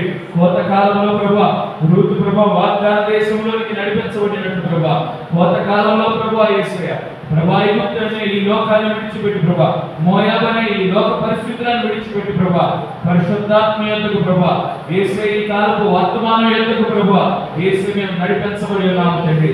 ప్రభా యేసయ్యా ప్రభా మా గొప్ప దేవుడా ప్రభా వాగ్దాన దేశంలో తండ్రి రూతు మా గొప్ప దేవుడా మీ యొక్క మహాకృపను బట్టి తండ్రి ప్రభువా యేసయ్య ఆ యొక్క ఇజ్రాయెల్ దేశంలో అనేక పొలాలు ఉంటుండగా మా గొప్ప దేవుడా బోయాజు పొలం యొద్దకే నడిపించబడి ఉన్నది మా గొప్ప దేవుడా అది మీ యొక్క నడిపింపే ఉన్నది ప్రభువా ఈ లోకంలో ప్రభువా యేసయ్య ఎన్నో సంస్థలు ఉన్నాయి తండ్రి ఎన్నో శాఖలు ఉన్నాయి ప్రభువా యేసయ్య మా గొప్ప దేవుడా ఆ శాఖలలో ప్రభువా యేసయ్య మానవ సిద్ధాంతాలు ఉంటున్నట్టుగా ప్రభువా వాటి వైపు ప్రభువా మేము నడిపించబడలేదు కానీ ప్రభువా యేసయ్య మేము నేరుగా తండ్రి ఈ అంత్యకాల వర్తమాన యోధుడు ప్రభువా మేము నడిపించబడడానికి ప్రభువా నీవు కృప చూపించిన దేవుడవై ఉన్నావు తండ్రి ప్రభువా ఈ వర్తమానం ద్వారా ప్రభువా యేసయ్య ప్రభువా మా సమీప బంధువుడైన నీ గురించి తెలుసుకున్నాము తండ్రి ప్రభువా యేసయ్య రూతుకి మా గొప్ప దేవుడా తన సమీప బంధువుడి గురించి మా గొప్ప దేవుడా నయోమి చెప్పిన విధంగా ప్రభువా పరివారం మీద పెట్టబడిన ప్రధానమైన పరివాడు ప్రభువా యేసయ్య ఆ యొక్క బోయాజు గురించి చెప్పుకుంటుండగా రూతు వినుకుంటా వచ్చి ఉన్నది మా గొప్ప దేవుడా ప్రభువా యేసయ్య ప్రభువా మా గొప్ప దేవుడా ఆయన పైన ప్రభువా విశ్వాసము ప్రభువా పెరుగుకుంటా వచ్చి ఉన్నది తండ్రి ప్రభువా యేసయ్య స్తోత్రములు ప్రభువా ఇప్పుడు పొలములో నుండి ప్రభువా యేసయ్య ఆమె కళ్యాణ యొద్దకు నడిపించబడి ఉన్నది మా గొప్ప దేవుడా ప్రభువా యేసయ్య మా గొప్ప దేవుడు ఒక స్థాయి ప్రభువా నీవు ప్రభువా యేసయ్య పెంచిన దేవుడవై ఉన్నావు తండ్రి ప్రభువా కళ్యాణంలోకి వచ్చిన తర్వాత ప్రభువా యేసయ్య మా గొప్ప దేవుడు ఇక ఏ మాత్రం పబ్లిక్ షో కాదు కానీ మా గొప్ప దేవుడా అది వ్యక్తిగతమైనది అయి ఉన్నది మా గొప్ప దేవుడా ఈనాడు ప్రభువా యేసయ్య విశ్వాసుల నుండి ప్రభువా అవిశ్వాసులను వేరుపరచు ప్రభువా విశ్వాసుల నుండి నటన విశ్వాసులను వేరుపరచు ప్రభువా నిజమైన విశ్వాసులతో ప్రభువా వ్యవహరించే సమయానికి ప్రభువా మమ్మల్ని నడిపించావు తండ్రి ఆ కళ్ళలో ప్రభువా యేసయ్య పొట్టు వేరు చేయబడతా ఉన్నది ప్రభువా నేరుగా గింజలు వచ్చి ప్రభువా కాళ్ళ ఎంత పడుచుంటున్న ప్రభువా మేము చూడగలుగుతా ఉంది నాకు తండ్రి అటువంటి ప్రభువా మీ కుమారుడిగా మీ కుమార్తెలుగా ఉండిన మేము తండ్రి మీ పాదాల చెంతకు ప్రభువా మేము చేరగలుగుతాము తండ్రి కృప చూపించిన దేవుడవై ఉన్నావు ప్రభువా మీ పాదాల చెంత చేరిన ప్రతి బిడ్డ ప్రభువా ఏ రీతిగా ప్రభువా ఆశీర్వాదం పొందుకుంటుందో ప్రభువా మేము చూడగలుగుతా ఉన్నాము తండ్రి ప్రభువా సిమోను ప్రభువా యేసయ్య ఆ యొక్క విందుని ఏర్పాటు చేసినప్పటికీ ప్రభువా అక్కడ వచ్చిన ప్రభువా యేసయ్య స్త్రీ మా గొప్ప దేవుడా ప్రభువా యేసయ్య మా గొప్ప దేవుడు ఆశీర్వాదాలు పొందుకునేది ప్రభువా దీవెనలు పొందుకునేది ప్రభువా ఆమె పాపముల నిమిత్తం ప్రభువా క్షమాపణ పొందుకునేది మా గొప్ప దేవుడా ఆ రీతిగా ప్రభువా మీ పాదాల చెంతకు ప్రభువా చేరగలుగుతాం తండ్రి కృప చూపించావు తండ్రి ఆ కళ్యాణమునకు ప్రభువా యేసయ్య బోయాజు యొద్దకు వెళ్ళినప్పుడు తండ్రి ప్రభువా స్నానం చేసి మా గొప్ప దేవుడా ప్రభువా మంచి బట్టలు ధరించి తైలమును ప్రభువా పూసుకొని వెళ్ళమని మా గొప్ప దేవుడా ప్రభువా నయోమి చెప్పుచుంటుండగా మా గొప్ప దేవుడా ప్రభువా యేసయ్య మా గొప్ప దేవుడా రాజా స్తోత్రం నాడు రూతు ప్రభువా యేసయ్య ప్రభువా స్నానం చేసిన విధంగా మా గొప్ప దేవుడా ప్రభువా యేసయ్య మా గొప్ప దేవుడా ఈనాడు తండ్రి ప్రభువా యేసయ్య దానికి నిజ కార్యము ప్రభువా మేము నూతన జన్మ పొందుకొని ఉన్నాము తండ్రి ప్రభువా స్తోత్రములు మా గొప్ప దేవుడా నూతన జన్మ పొందుకొని ఉన్నాము తండ్రి నూతన సృష్టిగా ప్రభువా మేము మార్చబడిన వారముగా ఉన్నాము మా గొప్ప దేవుడా ప్రభువా యేసయ్య వస్త్రములు ధరించుకున్న విధంగా ప్రభువా యేసయ్య ఇప్పుడు మా నీతిని ప్రభువా మీ నీతి వస్త్రాలు ప్రభువా మాకు ధరింపజేసిన దేవుడు ప్రభువా మాకంటూ ప్రభువా ఎటువంటి నీతి లేదు ప్రభువా మాకంటూ ఎటువంటి పరిశుద్ధత లేదు ప్రభువా మాకంటూ ఎటువంటి యోగ్యత లేదు కానీ ప్రభువా మీ నీతి మా మీద ఆపాదించిన దేవుడు ప్రభువా మీ పరిశుద్ధత మా మీద ఆపాదించిన దేవుడు ప్రభువా మీ యోగ్యత మా మీద ఆపాదించిన దేవుడు అయ్యావు తండ్రి ప్రభువా యేసయ్య స్తోత్రములు ప్రభువా తైలము ప్రభువా పూసుకునే విధంగా ప్రభువా మీ పరిశుద్ధాత్మ అభిషేకాన్ని ప్రభువా మా మీద కుమ్మరించిన దేవుడు అయ్యావు తండ్రి ప్రభువా స్తోత్రములు తండ్రి ఆమె ప్రభువా యేసయ్య మా గొప్ప దేవుడా ప్రభువా మా గొప్ప దేవుడా మీ పాదాల దగ్గర ప్రభువా దుప్పటి ప్రభువా యేసయ్య ప్రభువా మా గొప్ప దేవుడా ప్రభువా బోయాజు దగ్గర దుప్పటి కప్పుకున్న విధంగా ప్రభువా యేసయ్య ఈనాడు ప్రభువా యేసయ్య మీ నామం క్రిందకి మేము వచ్చిన వారమై ఉన్నాము తండ్రి మీ నామం ద్వారా కప్పబడిన వారమై ఉన్నాము ప్రభువా యేసయ్య ఆమె వాగ్దానం పొందుకునే విధంగా ఈనాడు మేము వాగ్దానం పొందుకొనుచున్నాము మా గొప్ప దేవుడా ప్రభువా వాగ్దానం పొందుకునే ఆమె ప్రభువా ఏ రీతిగా విశ్రమించిందో ప్రభువా మీ పరిశుద్ధాత్మలో ప్రభువా మేము విశ్రమించుతున్న వారమని ప్రభువా యేసయ్య వారమై ఉన్నాము తండ్రి ప్రభువా యేసయ్య మాకు దిగులు లేదు ప్రభువా మాకు సందేహం లేదు ప్రభువా మాకు వెలుగు లేదు ప్రభువా వాగ్దానం ఇచ్చిన వాడు ప్రభువా యేసయ్య ఆయన ఖచ్చితంగా ఆ యొక్క విమోచన ప్రణాళికను ముగిస్తాడని ప్రభా ఒక నిశ్చయతను మేము కలిగి ఉన్నాము తండ్రి. ప్రభువా స్తోత్రంలో ప్రభా ఆ యొక్క ప్రభా విమోచన ప్రణాళికను ముగించడానికి గాను ప్రభా యేసయ్య తండ్రి సింహాసనం మీద ప్రభా యేసయ్య దిగి వచ్చి ప్రభా మా గొప్ప దేవుడా ఆ 7 ముద్రల గ్రంథాన్ని నీవు తీసుకున్న దేవుడు అయినావు, విప్పిన దేవుడు అయినావు, ఆ చిన్న పుస్తకాన్ని మాకు ఇచ్చిన దేవుడు అయినావు. ప్రభా దాన్ని భుజించడానికి ప్రభా నీవే కృప చూపించవు తండ్రి. మాలో రూపాంతరపు శక్తి, రూపాంతరపు విశ్వాసాన్ని మా గొప్ప దేవుడా మాలో నింపుచున్న దేవుడు అయినావు ప్రభా. ఈ దినములలో ఒక దినము తండ్రి మేము ప్రభా మా దేహాలు మార్చబడనై ఉన్నాయి తండ్రి. ప్రభా మేము ఈ లోకాన్ని విడిచిపెట్టనై ఉన్నాము తండ్రి. ప్రభా మధ్యాకాశంలో నిన్ను కలుసుకోనై ఉన్నాము ప్రభా.